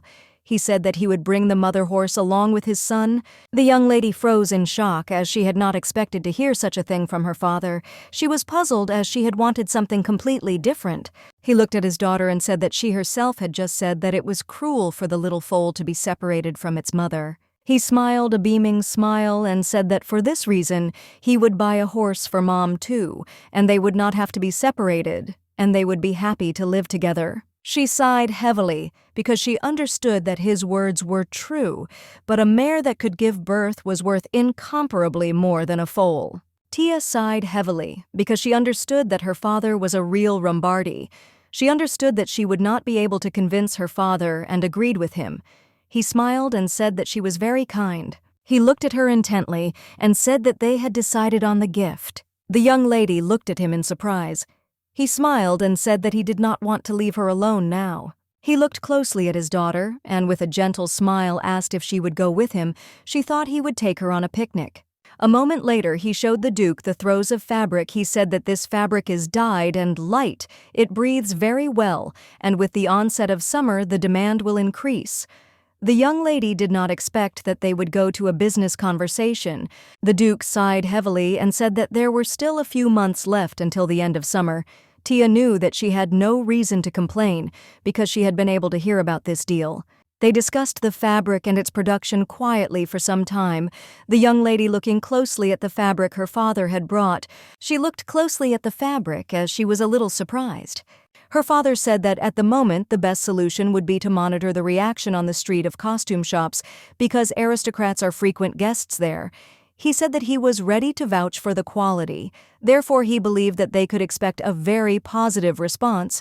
The Duke sighed heavily as he knew that all they could do was wait. The young lady was shocked. She did not understand why she was wasting time waiting when they had already made a good product. She knew that the joint production alone would cause a stir, and she knew that gossip mongers were already anticipating the goods. She glanced sideways at her cup of tea, wondering if there was nothing she could do. But moments later, a brilliant idea came into her head. Sometime later, everyone condemned the cooperation of the Lombardi family and the Anginas family. They said that they had great expectations for their cooperation. Everyone was surprised that they were producing textiles. The young people heard that they were going to import new silk from some western region. Wiedze in turn sat at the reception and listened to all the conversations of the aristocrats. He was furious. He was very angry because he understood perfectly well that it was he who started this enterprise. He was puzzled because the enterprise was taken away from under his nose. The young lady looked at him intently and whispered quietly that people were looking at him now and he should be quiet. She quietly said that everyone was waiting for him to make a mistake, and that was why they were whispering loudly enough for him to hear everything she asked if he would really fall for such a childish trick and lose face. She looked at him intently and asked with a smirk why they didn't get some fresh air for a little while. Wiedze in turn shouted with rage. He said that they all knew that he had initiated the enterprise, but they now dared to point out to him what had happened at the reception he had organized.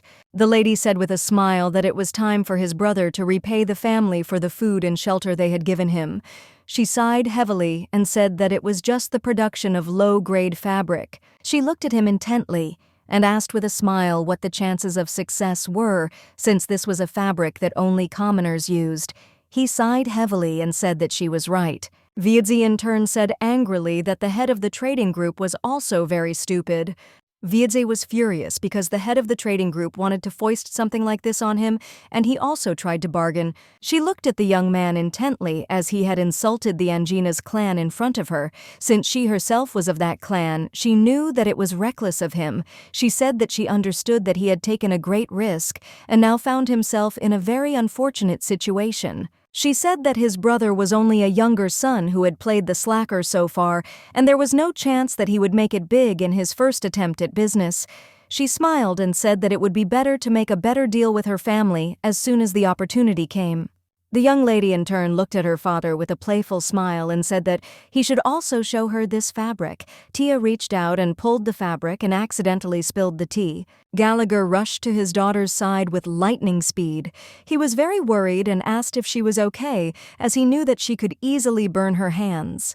The young lady smiled a wicked smile and told her father that she was fine, but in turn she looked closely at this fabric and called her father. She knew that she had succeeded and she had done what she wanted. He looked closely at his daughter and said that they could make the fabric again as long as she didn't get hurt. The Duke looked closely at his son and called him. The young man asked his father for forgiveness. He looked at the Duke intently and said that he would bring a new piece of cloth at once. He looked at the piece of cloth in surprise and asked his father if a whole cup of tea had really been completely absorbed into such a small piece of cloth. The Duke smiled and said that it was exactly like that, and not a single document had even gotten wet. The Duke looked at the piece of fabric with a smile and said that its application could be much wider than he thought. Gallagher said that if the fabric was supplied to the costume department with instructions, it could definitely attract the attention of buyers. The young lady in turn squeezed her father. She was puzzled because this was not what she had wanted at all. She understood that this was not enough. She looked closely at everyone present and said with a smile that his fabric had absorbed the things and that it was very surprising. She smiled and asked if people would fight over the fabric if they liked it. He smiled and said he didn't know if it would be exactly as she said, but it would be great if it did. She looked at him in surprise and asked if other people didn't like the fabric. He smiled and said that it wasn't that simple. He made it for the first time, and that's why few people know about it yet. She looked at her father closely as she knew he was thinking in the right direction, and that was the whole point. She smiled and thought for a moment later, said that if someone tried it, others would definitely want it. He looked at her in surprise and asked what she had just said. She looked at him with a smile and said that it was true, and if now someone felt at least once how unusual and soft she was, then anyone would want to touch her again. She knew that it was impossible to predict the reaction to the product when it was all put on the market. She understood perfectly well that it was also impossible to suddenly reduce the number of working fabrics, and while waiting for the fact that people in general would learn about the product, it would be necessary to somehow pay the weavers themselves. The products would not be bought but would continue to be produced, which would lead to an increase in its stocks in warehouses and an increase in the cost of storing it. She knew it was better to advertise in advance with the product already in hand. He thought for a moment and said that they could try it now because the material was amazing, and so it would be very good if people could touch it in advance. The Duke looked at his son closely and said that this was a very good option. He looked at his son closely and asked why they didn't choose aristocrats who would be the main clients and give them something from this material. Gallagher looked at his father and said that there was very little time left before sales began, and if they wanted to make it, they needed to do something very simple. The young lady in turn realized that now was the time for her to speak. She looked intently at her father and with a playful smile said that he could make her a handkerchief. He looked at her in surprise, but she was not at a loss, and said with a smile that he could make her a very small scarf decorated with flowers in the corners. She said that it should turn out very beautiful and she would brag about it. The Duke smiled and said that this could be a good example since it would not take much effort and time, and no special pattern was needed either since they only needed to cut out a piece of fabric. Gallagher looked at everyone with a smile and said that simple decoration should include embroidery or something, but a moment later he said that unfortunately not everyone wears scarves. He looked at his daughter intently and said with a smile that they needed to write everything down. Carefully, the young lady in turn looked at her father intently. She knew that he would definitely succeed. In a rush, he said that there was no time to waste. Now he knew he had to discuss this quickly with the head of the trading group. Gallagher looked at his father closely and asked if he could take his daughter home. The Duke smiled and said he would take her home. He said his son didn't need to worry at all and could go about his business. The young lady in turn wished her father good luck with a smile. The Duke looked at his granddaughter with a smile and asked if she would like to have dinner with him today. She looked at him in surprise as she did not expect such a thing at all. A moment later, the young lady said with a smile that she did not mind and she would like to taste the meat. Sometime later, the young lady was having dinner with the Duke, and he smiled and said that she should eat well in order to grow up faster. The young lady in turn knew very well that their personal chef cooked very tasty food, but today she did not expect that there would be such delicious food on her table. She looked at the Duke intently and said with a smile that he too should eat a lot. He smiled and said that he was quite full just by watching her eat well. The Duke looked intently at his granddaughter and called her. He smiled and asked if she wanted anything special. Tia looked at the Duke in surprise as she did not expect such a question. A moment later, she realized that he was probably talking about her birthday present. He smiled and said that he had heard earlier that she loved to read. He asked if she would mind a small library. The young lady looked at him with a smile. She was surprised but also delighted. But a moment later, she understood his words and asked in surprise what he was talking about. She was very puzzled because she knew that this was too much. The Duke smiled and said that it was his youngest granddaughter's birthday and he couldn't just let it go. She smiled and asked if it was really going to be her personal library. He looked at her intently and said with a smile that if she wanted it, then so it would be. She thought for a moment as she knew that it wasn't a bad suggestion at all due to the fact that she was taken to her aunt's every time her father was away on business. She had neither the space nor the time to be alone and get her thoughts in order. She smiled and said that a personal library was a very wonderful offer, but she wanted something different for her birthday. The Duke looked at his girlfriend in surprise and, smiling, asked what she wanted. The young lady smiled and said it was a mere trifle. Tia smiled and asked if he could promise to fulfill one request of hers one day. The Duke in turn looked at his young granddaughter in surprise. He did not understand what request was being discussed. A moment later, he looked at her intently and laughed wildly. The young lady in turn knew that in a little while something would happen that she would not be able to cope with without her grandfather's strength. She knew that if the Duke refused her now, then she would have to find another way she wanted to force and listen to her once, because the matter was very serious. The Duke asked if she understood that he would now ask about a gift greater than just a library. She looked at the Duke with a smile and asked if this was true. He looked at her intently, with a smile on his face, but did not answer. The young lady sighed heavily. She thought she had gone a little too far. But a moment later, the Duke said with a radiant smile that they had agreed. Tia looked at her grandfather with a smile and thanked him. He looked at her in surprise and asked if she was really that happy about it. She smiled and said that of course she was. She was very happy because now she had a weapon for that day, and all she had to do was wait, and she also knew that she needed to prepare as much as possible. Gallagher thought for a moment as he sat in his office. He knew that the merchant should have heard the result by now. He was puzzled and wondered why the head of the trading group had not arrived yet. He was excited and wondering if the reaction of the people was bad. The man flew into the office with lightning speed and with a joyful smile shouted that they had succeeded because the sales had not yet begun, but orders were already pouring in. He looked closely at the young man and shouted with a joyful smile that a whole mass of orders had rained down on them. Gallagher looked at him in surprise as he had not expected such a thing. A moment later, he sat down on the sofa with a thud, feeling relieved. Croyton looked at the young man with a smile and said that he was a great pretender. Croyton said with a happy smile that he still needs to continue to develop in business. Croyton came up to the cupboard with lightning speed. He said with a joyful smile that somewhere in the cupboard there was a bottle that he had hidden for a lucky day. A moment later, they were drinking wine to celebrate the successful start.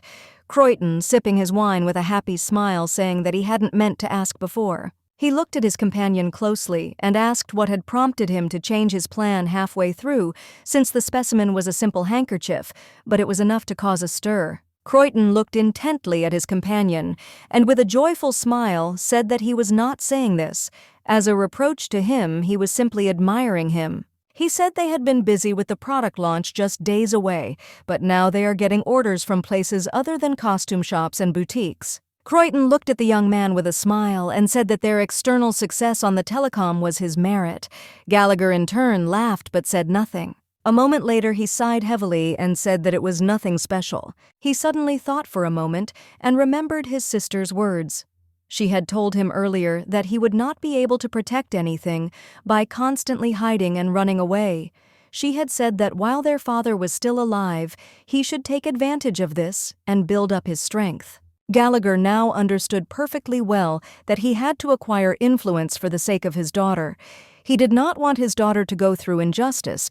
He wanted her to be able to live in peace. Croydon looked at the young man with a smile and said that he expected nothing less from Lombardi. He looked hard at his companion and said that although they had drunk to success, the real work was only just beginning. Since the number of orders was huge, they had to try to ensure that the goods were delivered without a hitch. Gallagher sighed heavily and said that he had just wanted to say something regarding this. The man looked at him in surprise and asked what he was talking about. Gallagher sighed heavily and, looking into the distance, said that since production had already been established, he would like to step down from the leading position of the enterprise.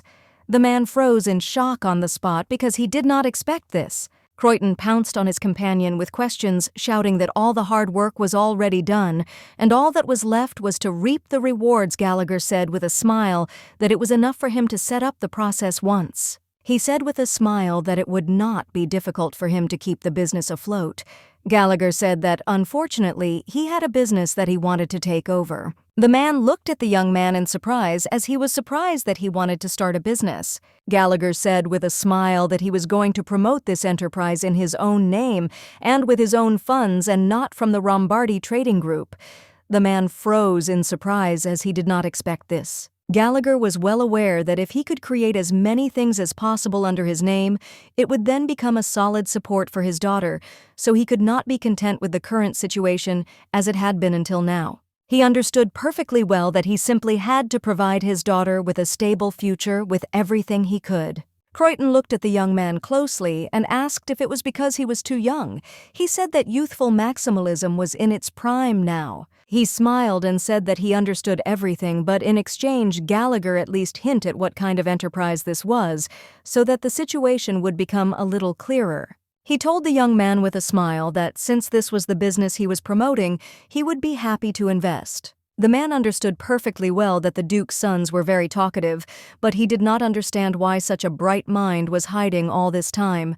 With lightning speed, he topped up his companion's wine. At first, the man was upset, considering him overly cautious, but now he saw that he had inherited his father's courage and determination. He looked at the young man with a smile and offered him a drink to the prosperity of his enterprise. Croydon also wished him success in his new endeavor, and Gallagher thanked him with a smile. Croydon looked closely at the young man. He understood that the young man would one day achieve great heights. He wanted to put in a good word for him with the Empress. He wanted to advise the Empress to take a closer look at the young man. Gallagher looked closely at the glass of wine, as the drink was indeed bitter. The young lady greeted all the servants passing by with a radiant smile. The maid asked, with a smile, where she was going. Tia returned and said that she was going to the doctor. She smiled and said that they would have tea together. Looking at the young lady, the maid asked to help her with the box. She smiled and said that there was no need for that, because she had strong hands. After a few days of bustle, as word spread of the great success of her father's enterprise, the servants' attitude towards her began to change noticeably. Tia was a little surprised as she saw that they had become much more polite and friendly than before. Now she understood that this was where strength was manifested. She sighed heavily because she knew that this was her father's power and she could not call it her own. She understood perfectly well that the position of mistress of the clan that she was going to receive was much higher. Tia understood perfectly well that in order for Togo to calmly achieve a high goal, she needed to prepare everything down to the smallest detail. A moment later, she entered Astiri's office, the young lady in turn perfectly understanding that the time had already come for careful preparation. Tia greeted Astira with a joyful smile. Astira looked at the young lady with a sweet smile. Firenze only said that today she brought fruitcake for dessert. Astira, in turn, was very happy. Sometime later, they were drinking tea and eating cake. Tia looked closely at the young girl. She knew that despite the fact that she was modest and meek, she was extremely cautious. Tia had to work very hard, even on her easy plan, so that Astira was eventually entrusted with treating her wrist, and they became close. In any case, she knew that she was very lucky because the young lady turned out to have a terrible sweet tooth. Tia knew that on her meager salary the young lady could barely afford cookies, let alone varieties, so Tia firmly seized on this trait of the young lady. Tia looked at her new friend with a smile and said that she had brought another cake so she could take it with her. Astira was very surprised because she could not accept such gifts from the young ladies every time. Tia looked at her friend with a smile and said that in return, she would participate in her tea party every time. The young lady in turn was very glad that her friend had such a trait because she could take advantage of it with the help of her family's wealth. Astira looked at the young lady in surprise and asked if it was okay to pour her wrists. The young lady smiled and said that she was fine and her arm had been completely healed for a week. She smiled and said that she was fine. Astira looked closely at the young lady and said that she had recently injured an area of the joint that needed to be especially careful with. She sighed heavily and said that if she hurt him once, he would become weak, which would cause her to hurt herself even more the next time, and it would be very painful. The young lady sighed heavily as she did not want to listen to her long dialogue at all. The lady understood perfectly well that since her new friend was so meticulous and correct, she would definitely invent a cure. She smiled and said that she could hold a cup with both hands. Tia looked at her closely and said with a smile that if she got hurt again, Astira would temporarily heal her again. Astira in turn was shocked by the words of the young lady. But a moment later, looking at the young lady, she shouted that for this reason she did not care about her hand. The young lady in turn decided to quickly change the subject of the conversation. She told her friend that she was now drinking the most delicious tea. Astira sighed heavily as she understood that she could not do anything with the young lady. Tia looked closely at the girl as she understood that now the atmosphere was already conducive to conversation. Tia looked at the young lady with a smile and asked if she had a dream.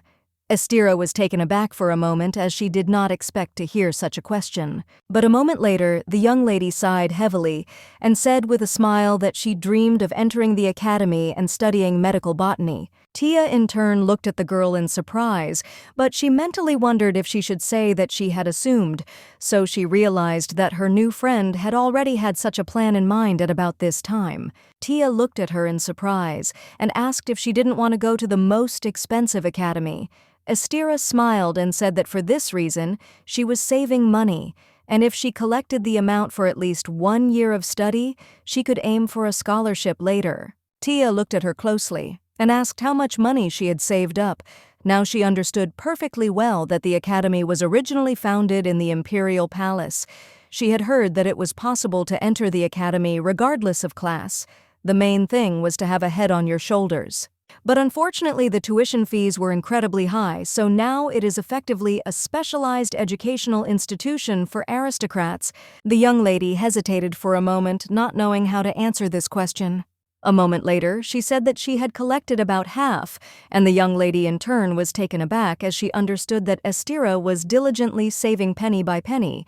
She smiled and said that it was incredible, and she only had a little left to save. Tia understood perfectly well that it was very surprising that with her grant, she was able to save at least half. She understood that the girl's persistence was simply amazing. Tia looked at her closely and asked with a smile what she wanted to do after she learned all the medicinal herbs in the academy. Astira said with a smile that after she studied medical botany more thoroughly, she wanted to find a way to treat the poor herself, and she also really wanted to build a hospital that they could go to. She sighed heavily and said with a smile that this was her dream. Tia looked closely at the young girl and asked how she could help her. Estira looked at the young lady in surprise and asked if she really wanted to talk about the Lombardi scholarship. Now Tia looked at her closely as she realized that she was indeed smart. The young lady looked at her with a smile and said that she was still little. Tia looked at the girl with a predatory gaze and said that she would like Estira not to forget that she is also a full-fledged Lombardi. Estira in turn shuddered as she did not expect to hear such a thing. The young lady understood perfectly well that even without taking into account the scholarship, the money to send one person to the Imperial Academy for her family was just pennies. She could cover this amount with her own pocket money in a couple of months. She understood that the money was already dripping into her bank account. She looked closely at the girl and asked what she thought about this. Estira smiled and said to the lady that she could not believe that she was very small. She asked the lady how she could be useful to her. Tia looked at the girl closely. She was amazed by her resourcefulness. For this reason she knew that she could rely on her. The young lady said with a smile that she just wanted to help her and she believed in her. Tia smiled and told her new friend that she didn't have to worry about paying at all. Tia told her friend that if she really felt that bad, then she could give her a special gift in a few days since her birthday was coming up. Estira looked at the young lady in surprise as she did not understand what was being discussed. Tia smiled and said that she did not need anything special, but she could make the Melkon medicine as thick and concentrated as possible. She said that the volume had to be small so that it would fit in a small flask, and she had to make everything so that the medicine would be enough for daily use for a month. Estira thought about the young lady's words for a moment. A moment later, she looked at the young lady closely and said that she was speaking in such words as if she was asking for medicine, not for herself. Tia smiled and said that if it were for her, she would just ask for a little bit to be prepared for her every day. Estira looked intently at the young lady but did not answer. She sighed heavily and said that she could prepare such a medicine because it could not harm anyone.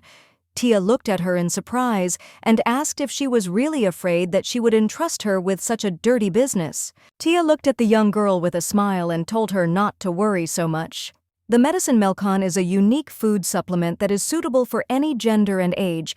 It had one not very well-known effect if taken for a long time, and regularly it neutralizes most of the commonly taken poisons. She looked intently at the young lady but said nothing.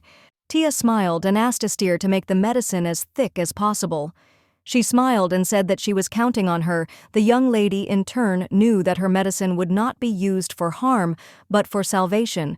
The young lady in turn shuddered and was taken aback as she heard someone calling her. The teacher looked at her intently and called her. He sighed heavily and looking at the young lady said that he had just asked her what her opinion was of what Madame Laran had said. The young lady hesitated, not knowing what to answer. She was very deep in her thoughts and forgot that there was a lesson. She looked at the teacher intently and said with a smile that she thought her sister was right. The teacher looked at her closely and asked if he should assume that from her homework she had come to the same conclusion as her sister.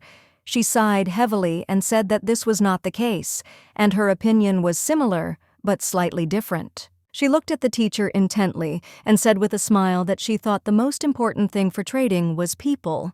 She understood that the enterprise that her uncle had wanted to take up earlier had failed and had been replaced by her father, and she understood perfectly well that she should not say that the result had changed only because of the man.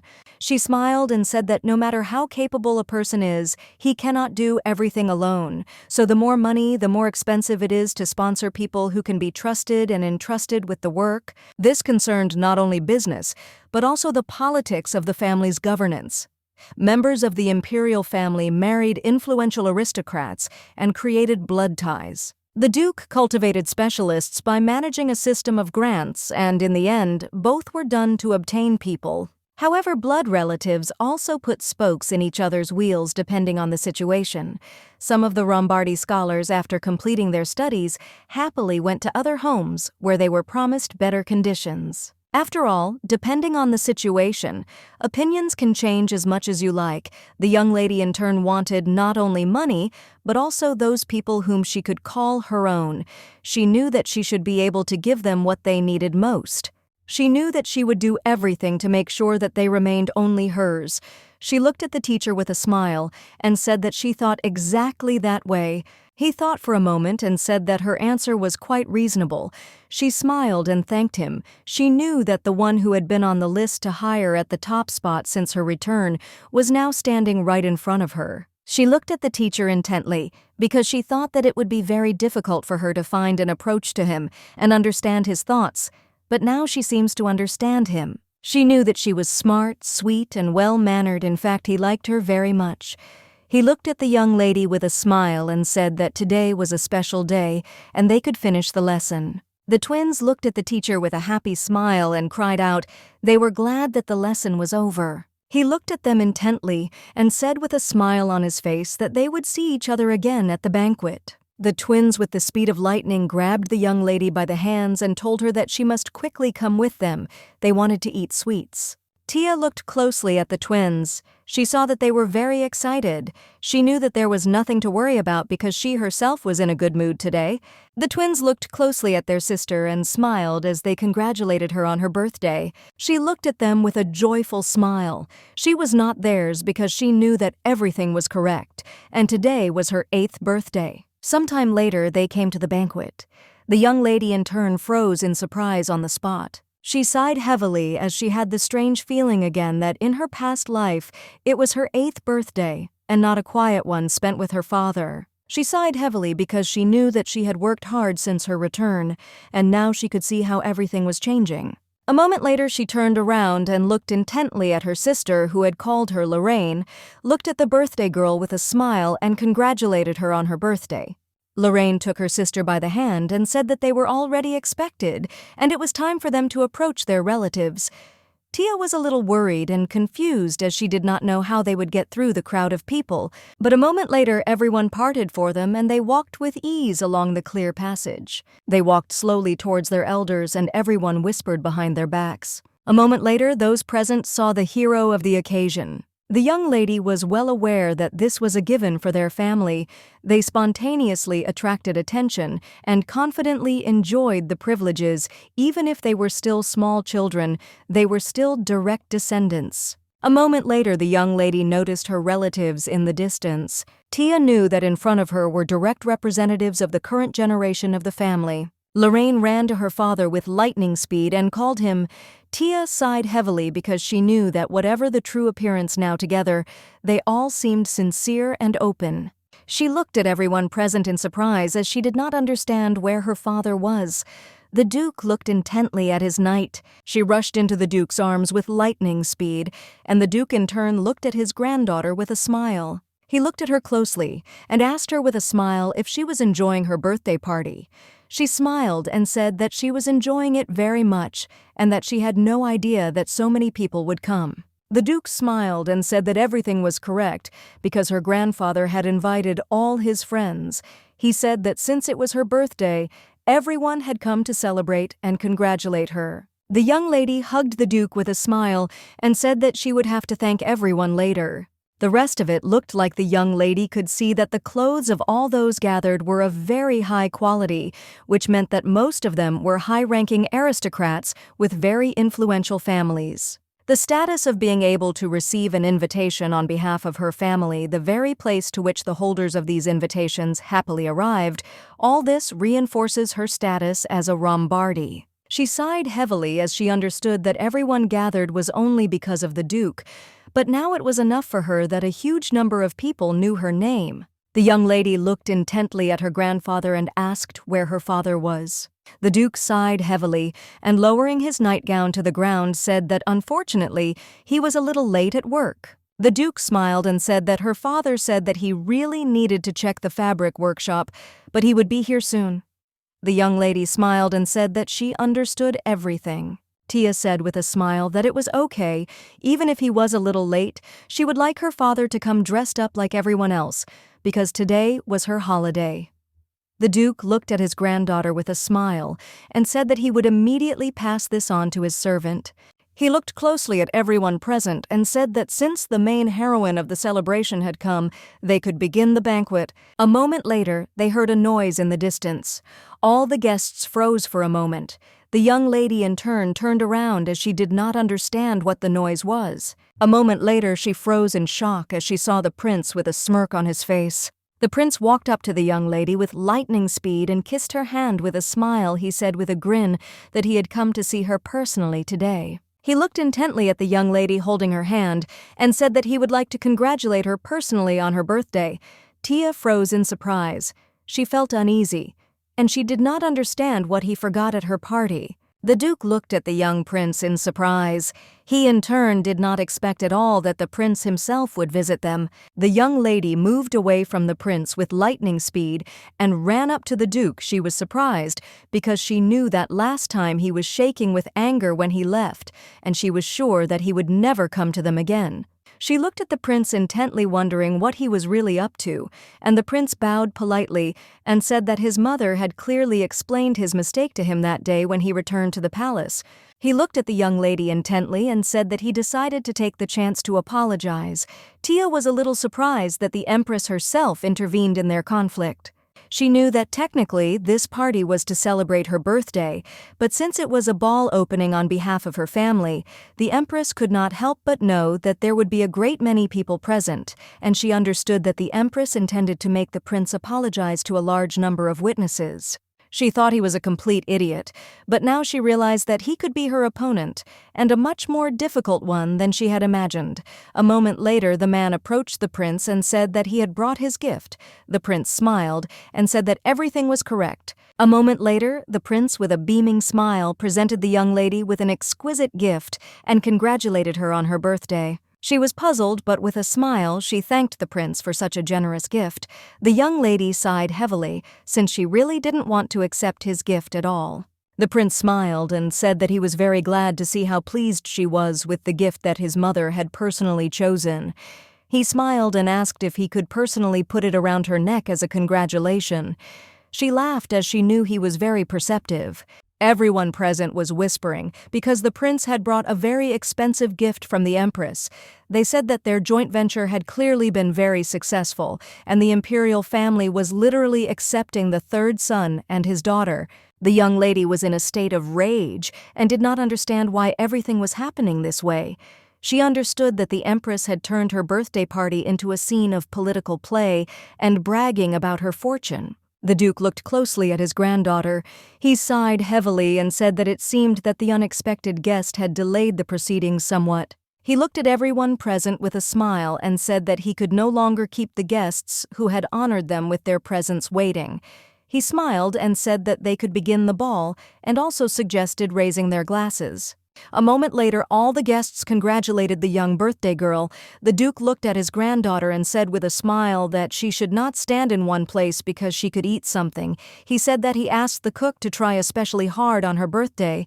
The young lady looked at the Duke intently, as if she realized that he had noticed her despondency and had deliberately changed the subject.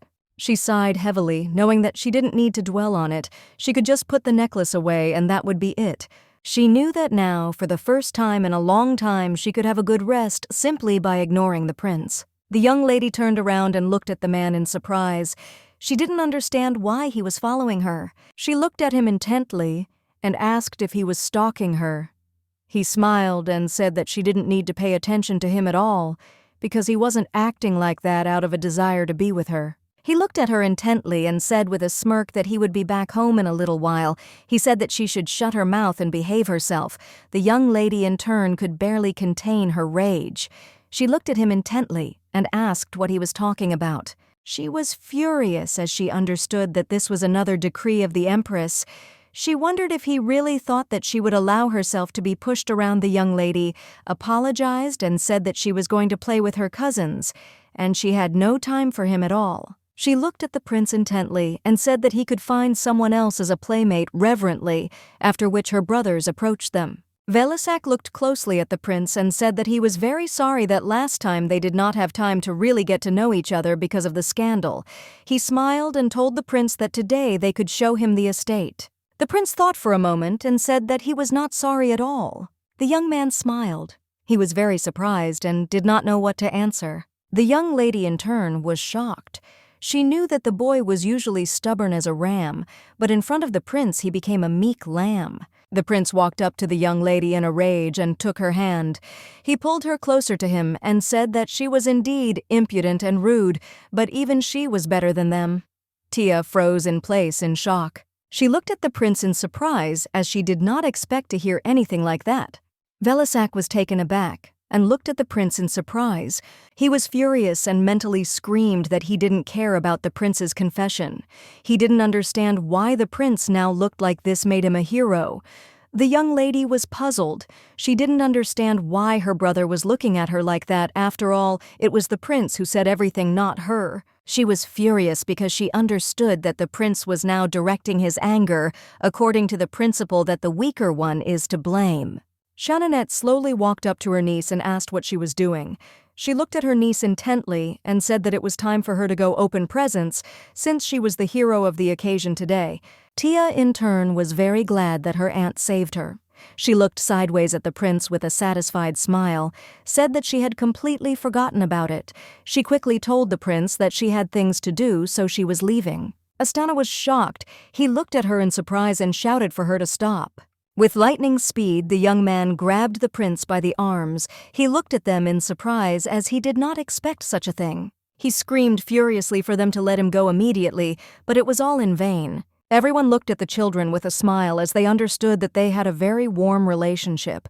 The young lady in turn was a little surprised as she understood that the impudence and brute force of her brothers could be useful. Tia sighed heavily as she felt a little embarrassed in front of such a huge number of people, but still decided not to pay attention to it. The twins smiled and said that she should open their gifts first. Tia in turn understood perfectly well that if she could thus break away from the prince, then she would accept all the gifts with a joyful smile. Her brothers and sisters showered her with various gifts. Everyone present looked at the children with a smile because they understood that the next generation looked very friendly. Tia accepted their gifts with a joyful smile. At first it irritated her a lot, but it turned out to be more interesting than she thought. Little Cranny also brought the young birthday girl a gift and congratulated her with a smile. She smiled and said that now she would open the gift from him.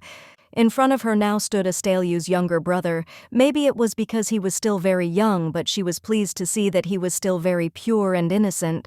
She began to open his gift with a smile, but a moment later she was taken aback and froze in place as she heard her father's voice. She froze in shock when she saw her father in all his glory. With the speed of lightning, she rushed to her father, hugging him. She said that he was very handsome. He asked for forgiveness for keeping her waiting. The Duke told his son that he was late. He sighed heavily and asked his father for forgiveness because he tried to come as quickly as possible. The Duke sighed heavily and said that now everyone was definitely gathered so they could go. A moment later, Gallagher was taken aback and froze in place as he heard someone calling him. He turned around and saw the first prince, who was beaming with a radiant smile. The prince smiled and asked the man for forgiveness and said that he had something to tell him. The Duke looked at the prince in surprise. He looked at the prince intently and said that if this was Tia's gift, then he had already given it to her. The prince looked at everyone present with a grin and said that this was not, so slowly picked up the envelope. Everyone froze in place in surprise as they noticed the purple envelope. Viedze was taken aback and looked closely at the envelope as he knew very well who could hand over an envelope of that color. The prince looked at the man with a smile and said that the empress asked him to convey an invitation to a dinner party that would soon take place. The prince looked at the man intently and said that he would very much like him to honor them with his presence. The young lady in turn was surprised, but at the same time very happy. She knew that this day was already near the day when she would be able to walk with her ease into the palace and meet Prince Ferres. Some time later, Shannonette was teaching her niece a beautiful curtsy. The young lady was puzzled as she was in pain all over. A moment later, she fell to the ground from exhaustion after hearing praise from her aunt. She was puzzled because it was very difficult for her.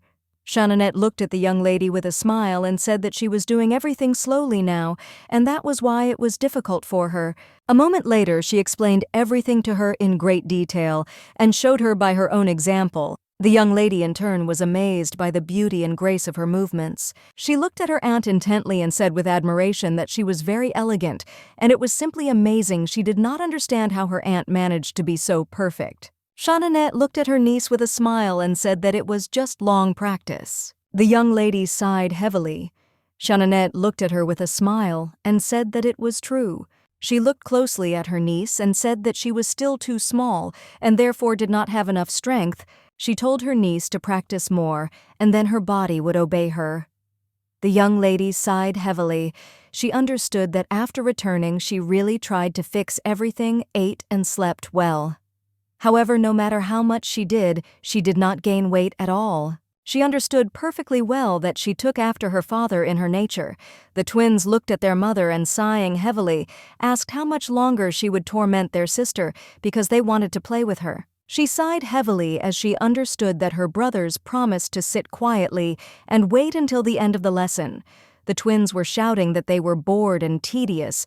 The lady smiled, looking at her aunt, and said that she would practice. She understood perfectly well that she had to master such things perfectly so as not to become a laughingstock in front of the emperor and empress. She did not want the prince to make fun of her at all. Jeannette sighed heavily and looked closely at her niece. She looked at her with a gentle smile and stroked her head. Jeannette said that she would like to have a daughter like her. She sighed heavily and said that somehow she became a mother to mischievous twins.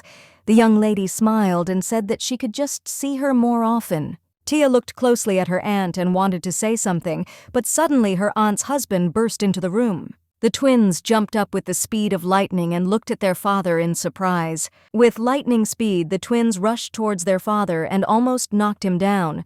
They shouted that he was early today and therefore could play with them. He sighed heavily as he knew that they were just school children.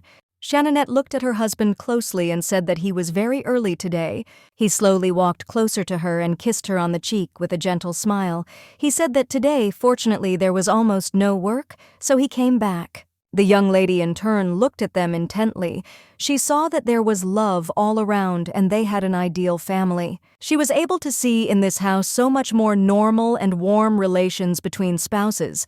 The man looked closely at the young lady and with a smile asked if everything was okay with her. Tia looked at her uncle with a smile and greeted him. He smiled and apologized for not being able to come to her birthday party as he had a lot of work. She smiled and said that she received his gift and was very pleased. Bastian Schultz, the man who had willingly come to their house as a sidekick out of love for his wife, smiled and said that she was very generous and he would certainly send something better on her next birthday. She knew that even though he was not of their house, he was responsible for several small businesses of the family and managed them successfully. Everyone considered him more than capable. Bastian glanced sideways at his wife and called her. He looked at his wife with a tender smile and hugged her and asked if they should have a beautiful girl like their niece. Jeannette was taken aback for a moment and froze in embarrassment. The young lady in turn looked at them intently and said with a smile that it was time for her to go. As she left, the young lady glanced sideways at their happy family. She was puzzled and did not understand why a couple with such a warm relationship would divorce after a few years. Firenthea looked at Astera intently and asked if the medicine was completely ready. Astera said that it was ready and she had finished it a few days ago. She looked at the young lady in surprise as she had asked her to bring the medicine today. Tia said with a smile that it was exactly like that, and thanked her for her work. She said that the medicine could be put in her pocket, and no one would know what kind of liquid it was. Astera looked intently at the young lady, and asking for forgiveness asked if she could ask her a question. Astera looked at the young lady intently and asked if she was planning to use this medicine as an antidote. Tia flinched as she didn't expect to hear such a thing. She hesitated, looking at the girl. Tia understood perfectly well that now in front of her she saw a look filled with sincere concern for her. She looked at her intently and said with a smile that this medicine was not for her. Astera was taken aback and looked at the young lady in surprise. She was very worried. Tia told her friend that unfortunately she could not say anything more. She sighed heavily and said that she really planned to bring the medicine to the imperial palace. She said that the medicine given to her should be given to someone who really needed it. Astera looked at the young lady closely and said that it didn't bother her. It was just that she felt like the young mistress was planning to do something too serious for her age, which was what really bothered her. The young lady looked at her friend with a smile and said that she understood that she was worried about her. Tia smiled and said that she would be as careful as possible. She looked at the young lady intently and said that she had promised to help make her dream come true. Tia smiled and said that she had to keep her promise Astira since that was not what she wanted to say at all. The young lady looked closely at her friend and with a smile said that as soon as the time came, she would hide nothing from her and would tell her everything so that she would not worry in vain. Tia smiled and told her that she had made the medicine, and for that reason she had every right to know about everything. She looked at her intently and with an innocent smile said that until then, she should keep quiet. Tia looked at Astira and asked if she understood. Her Astira took a deep breath and agreed with the young lady. She said that she would not tell anyone anything. The young lady knew perfectly well that what she was about to do today was completely harmless and a complete lie, but she knew that it was not something to worry about so much. She knew that now she was just a small 8-year-old child. She understood that even if she was discovered entering the restricted area of the imperial palace, no one would do anything to her. The man looked intently at his daughter and called her. Trembling with fear, he said that it was okay. If she was very nervous, he asked if she remembered her grandfather's words.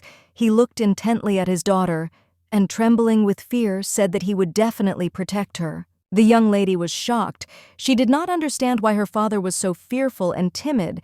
She sat closer to her father and said with a smile that everything was fine. The young lady understood perfectly well that today everyone would think that she was simply lost, and no one would suspect her for sure. She knew that.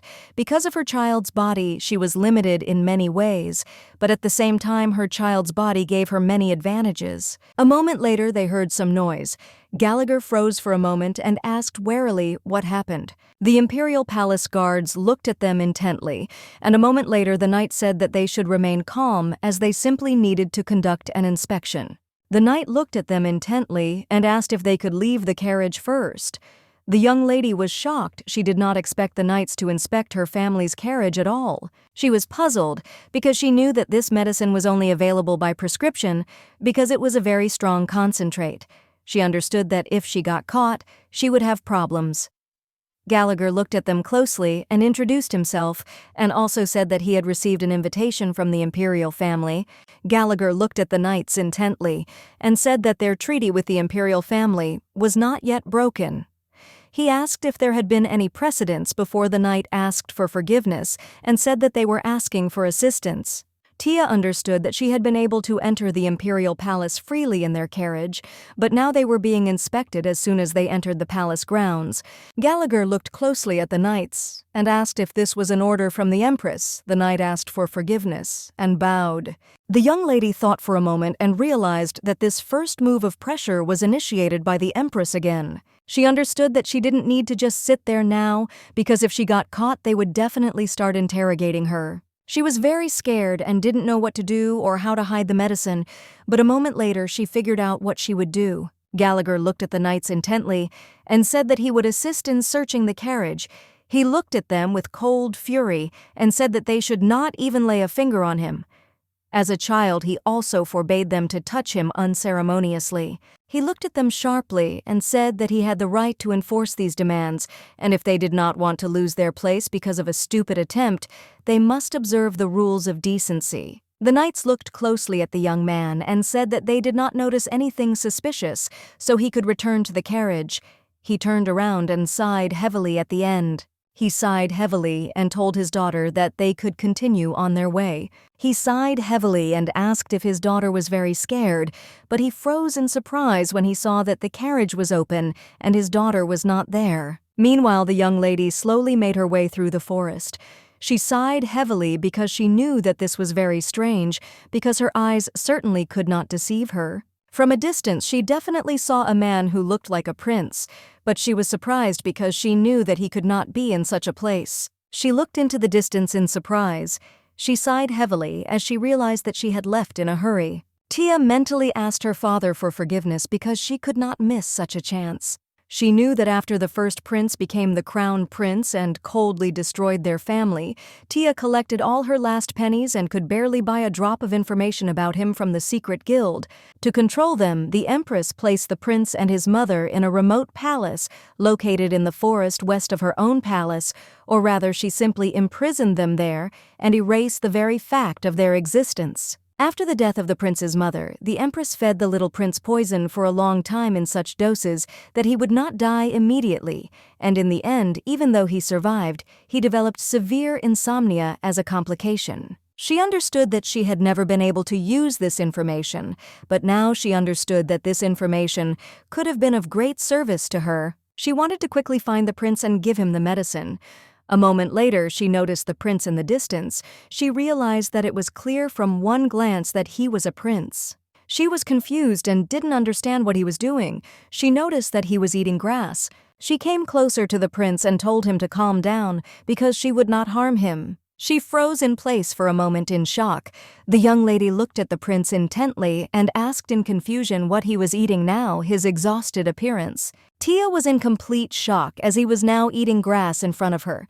She came closer to him and quickly grabbed his hand. She shouted for him to stop because she did not understand what he was doing. She looked at him in surprise and asked him angrily why he was eating grass. The prince mumbled something inaudibly. She looked at him in surprise and asked what he was saying. He sighed heavily and, looking away from her, said that his stomach hurt. The prince said that he had been having stomach pains lately. The book said that it would get better if he ate the leaves. She sighed heavily as she now understood how he had actually survived. She knew that in front of her now sat a little boy. He had no mother who could cheer him up and hug him. He lived in the imperial palace in which his father had forgotten about his existence. He tore and ate the grass that could help him according to his meager knowledge. The young lady with her lightning speed reached into her bag and said that he should not eat such things anymore because she brought him medicine. The prince looked at her in surprise because he did not expect such a thing. She looked at the prince intently and quickly handed him a small bag of medicine. He asked in surprise who she was. Firenze looked at the prince and introduced herself. He sighed heavily and took her medicine and introduced himself. He looked at her in surprise and asked why she was crying. Tia, with lightning speed, began to wipe away her tears so that he should not misunderstand her. Ferez sighed heavily and asked if he was really that pathetic. The young lady was shocked. She shouted that it was not so. He said that everything was fine because his mother and nanny thought so, and they said that he was pathetic and unhappy. He sighed heavily and said that unfortunately they were both no longer alive. Tia was in shock. She did not understand why such a small child was forced to listen to such things. She asked if he really didn't have a nanny. Ferris sighed heavily and said that his nanny had recently been fired. Ferris said that his nanny did not want to leave at all, but unfortunately she was taken away by the guards. The young lady froze in shock on the spot. She was furious because she realized that the Empress was simply merciless. In her previous life, when she heard that the Empress was slowly dying in the far palace without the ability to call a doctor, she thought that the prince was simply heartless. She wondered if it was necessary to stoop to such a level to repay the suffering he had gone through. However, looking at him, she now understood that everything was very difficult. She understood that the Empress deserved this. A moment later, the prince handed her the small bag back and said that for this reason she should not help him. Tia looked at the prince in surprise. She did not expect this at all. He looked at her intently and with a cold, exhausted look said that he was returning her medicine as she could die if she helped him. Tia in turn shouted that this would not happen and that she would not die. He asked in surprise why she was so sure. A moment later they turned around at the noise. He sighed heavily and said that all the people who had treated him well were either dead, suffering, or disappearing. He said that for this reason, she should leave immediately because she can't be here.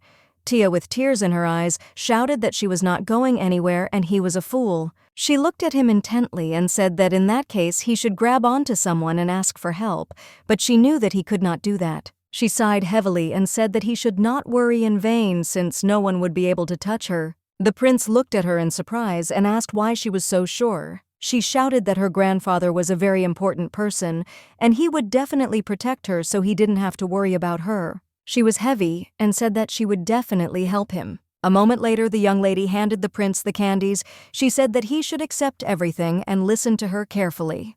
She came closer to him and said that she didn't have time so he should listen to her carefully. She said that now he had to do several things. Tia looked at the prince intently and said that he should take medicine several times a day.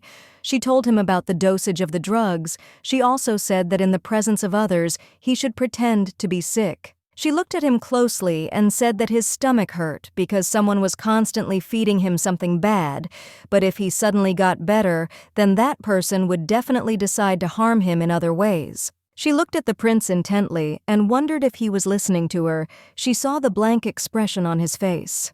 Tia sighed heavily and said that of course they were seeing each other for the first time, and she knew that it was hard for her to believe. Ferris looked closely at the young lady and said that he believed her because she said she wanted to help him. He said that she was the first person to tell him so besides his nanny, but he still couldn't do anything. The young lady shouted that she gave him medicine. She understood that he thought that she was on the same level as the Empress. She sighed heavily as he had spoiled her mood. The prince looked at the young lady and asked if he should live. She looked at him in surprise as she had not expected to hear anything like that at all. The prince's face sank, and he said that before his mother died, she took him by the hand and told him that he should live. He was puzzled because he understood that everyone was trying to bring about his death, and that was why it was very difficult for him. He looked at the young lady intently and asked her with empty eyes if she thought he should really continue to live. Tia froze in shock on the spot. She didn't expect such a question from him at all. The moment she heard his words, she felt unbearably ashamed of all her past thoughts. She sighed heavily and asked the prince for forgiveness. He looked at her in surprise because he did not understand what she was asking for forgiveness for. She knew that his mother should have died at that time, but once he entered the academy, he immediately showed himself to be an outstanding person, even though she knew what the situation was. She thought that he would be fine. His life for her was just a couple of lines on a piece of paper from an informant. She didn't even try to think about how hard each of his days was. She knew that he would later become the crown prince of the empire and take revenge. He was ruthless to everyone. For this reason, she believed that he could cope well with a slightly cruel environment. She sincerely asked him for forgiveness for not being able to come earlier.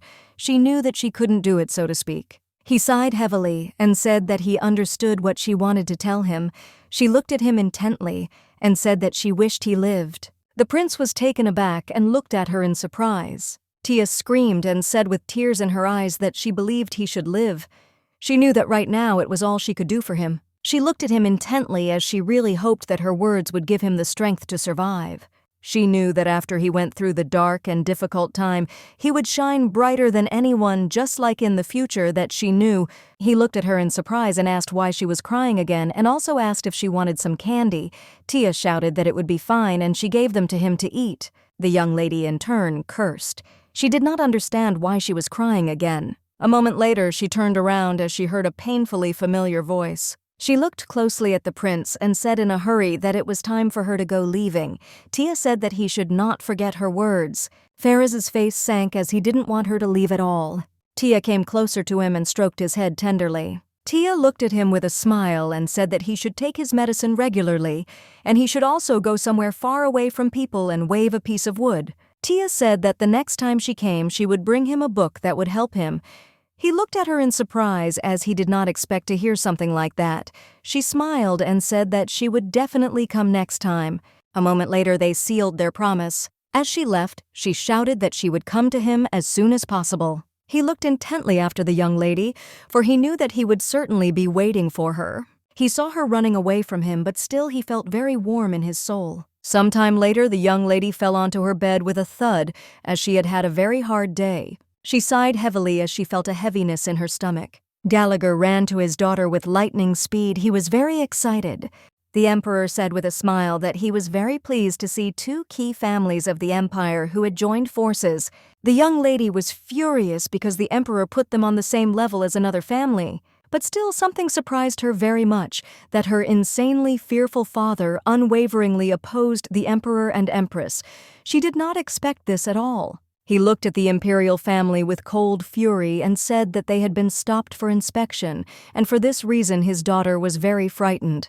He looked at the emperor with his cold fury and asked if this could really be a simple misunderstanding. The young lady understood perfectly well that the emperor's answer did not surprise her at all. He smiled and said that since the knights of the imperial family were distinguished by their great loyalty, they decided to take such an unfair step towards his friends. The Empress said with a grin that they were still not accustomed to the current order. She looked at the young man intently and asked him to be generous to them. She looked at him with a very cold and angry gaze.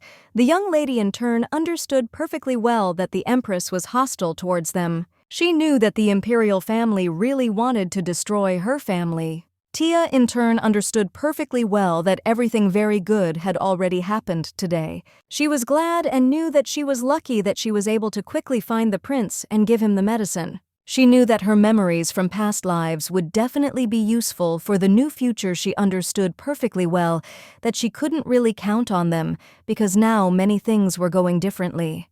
She knew that her father had attracted attention that he had not had in his past life, that a crack had appeared in her relationship with the Empress, that the young prince would not suffer from the poison and would gradually recover. She was puzzled and didn't know when small changes would affect the future, but she hoped that at least today he would sleep normally and his night would not be filled with pain. The prince thought for a moment about what the young lady had told him. He took the medicine slowly as she told him to. He happily ate the candy after taking the medicine.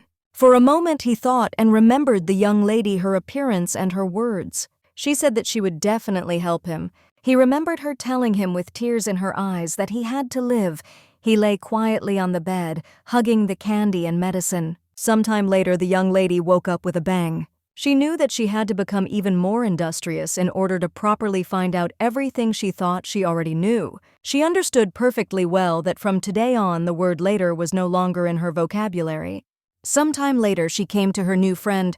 Estira looked at the young lady in surprise and also asked how her trip to the imperial palace went. Tia looked at her with a smile and said that they should go and get a letter of recommendation. The young lady in turn knew that admission to the academy required an application, and the deadline for submitting applications was approaching soon.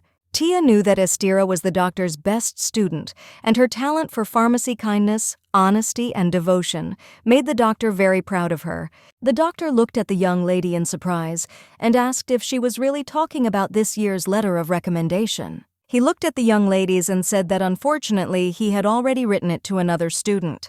Tia was shocked. She didn't expect to hear something like that at all. He said that he wrote a letter to another student whom he taught several years ago. She looked at him in surprise and asked why he did it. A moment later, they left the doctor's office. Tia sighed heavily and apologized to her friend. She said that she would definitely get another letter of recommendation for her. The young lady was furious. She realized that she had been careless. She knew that a letter of recommendation from a doctor was equivalent to a free pass to the academy. She sighed heavily and said that she had something to do first. She looked at the girl intently and said that she would try to do everything in her power. Estira looked at the lady and said that she had heard that a research position at the academy required deeper knowledge and honed skills than the regular course. Gina Lady listened intently to her new friend. She smiled and said that although she was the doctor's student, she was still young and had a lot to learn, or that was the reason the doctor gave the letter of recommendation to another person. She looked at the young lady closely and said that she was very grateful to her for everything she had done. She said that she would definitely work hard and practice more, and she would definitely get in next year. Tia was furious. She knew she didn't have time to wait that long. She grabbed her friend's hand and said that she had to listen to her. She looked at the girl intently as she knew that she had to send her to the academy this year at any cost. Estira looked at the lady with a gentle smile, asked if she had calmed down. Tia sighed heavily and said that she had calmed down and also asked for forgiveness. Estira was comforting the young lady right outside the doctor's office. Tia knew that the injustice had thrown her too far off track. Estira smiled and offered the young lady a cup of tea. She smiled and said that unfortunately she didn't have any snacks, so she made some sweet herbal tea. The young lady thanked her and began to drink tea. Estira looked closely at the young lady and asked if she had really wanted to console her recently. Tia hesitated, not knowing what to answer. Estira said with a smile that everything was fine and that it was quite predictable. She smiled and said that, of course, she would be lying if she said that she had no hope at all. Tia sighed heavily and said that she would definitely find another letter of recommendation. She looked at the girl intently and said that she had one question for her. Tia looked at her intently and asked why she was constantly putting herself down. Estira hesitated and said that she could not answer this question. A moment later, she said with a smile that she was still young and didn't know everything. Tia looked at her closely and said with a smile that at this age she was already an apprentice to the family doctor. Tia told the girl that the doctor uses almost all the medicines she made when treating patients. She said that most of her medications, which she invented herself, are so effective that the doctor himself can use them. She said with a smile that there really was nothing special about it. Tia looked at her closely and said that she didn't know much about medicine, but she understood that the main thing was the preparation of the medicine.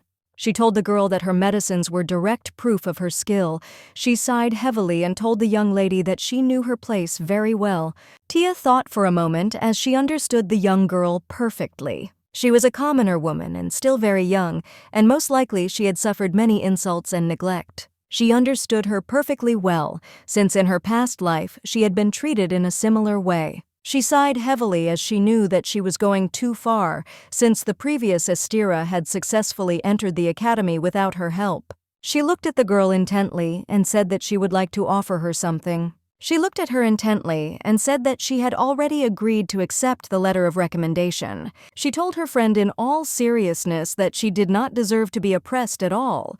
She shouted that she would get a letter of recommendation for her from her grandfather. Estira froze for a moment in shock, as she had not expected this. But a moment later, she finally understood the young lady's words. Tia sighed heavily and said that letters of recommendation from the head of the family are not given to everyone they meet. She looked at her intently and said that for this reason, she would have to prove her worth on her own. Tia told her that she had to prove that she could live up to their family's trust. Estira was shocked. She screamed that this was too much. She was puzzled and did not know how she dared to ask for such a thing. The young lady looked at her intently and said that she would not force her, and if it was a burden to her, she would not promote her, but she offered it with confidence that the young lady could manage it.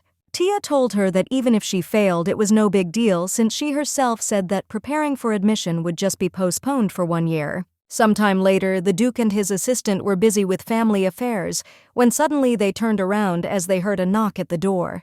The young lady quietly peeked out from behind the door and called her grandfather. The Duke looked at his granddaughter with a smile and asked if she had really come to play with him.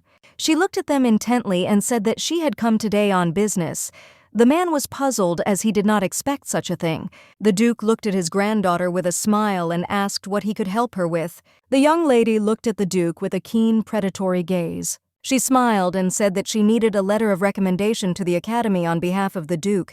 They froze in shock on the spot. The man sighed heavily as he realized that the young lady had recently heard someone's conversation in a similar way. She turned around and told the librarian that she needed his recommendation as well. The man froze in place in surprise as he did not expect such a thing from the young lady. Sometime later, the young lady was sitting in her grandfather's office eating cookies. She told the Duke everything, and he thought about her words for a while. She looked at the Duke intently and said with a smile that when it came to medicine, the young lady could handle anything. The librarian looked at the young lady in surprise and asked if that girl was really so good at preparing medicines. Tia looked at them closely and said that they themselves use her medicines.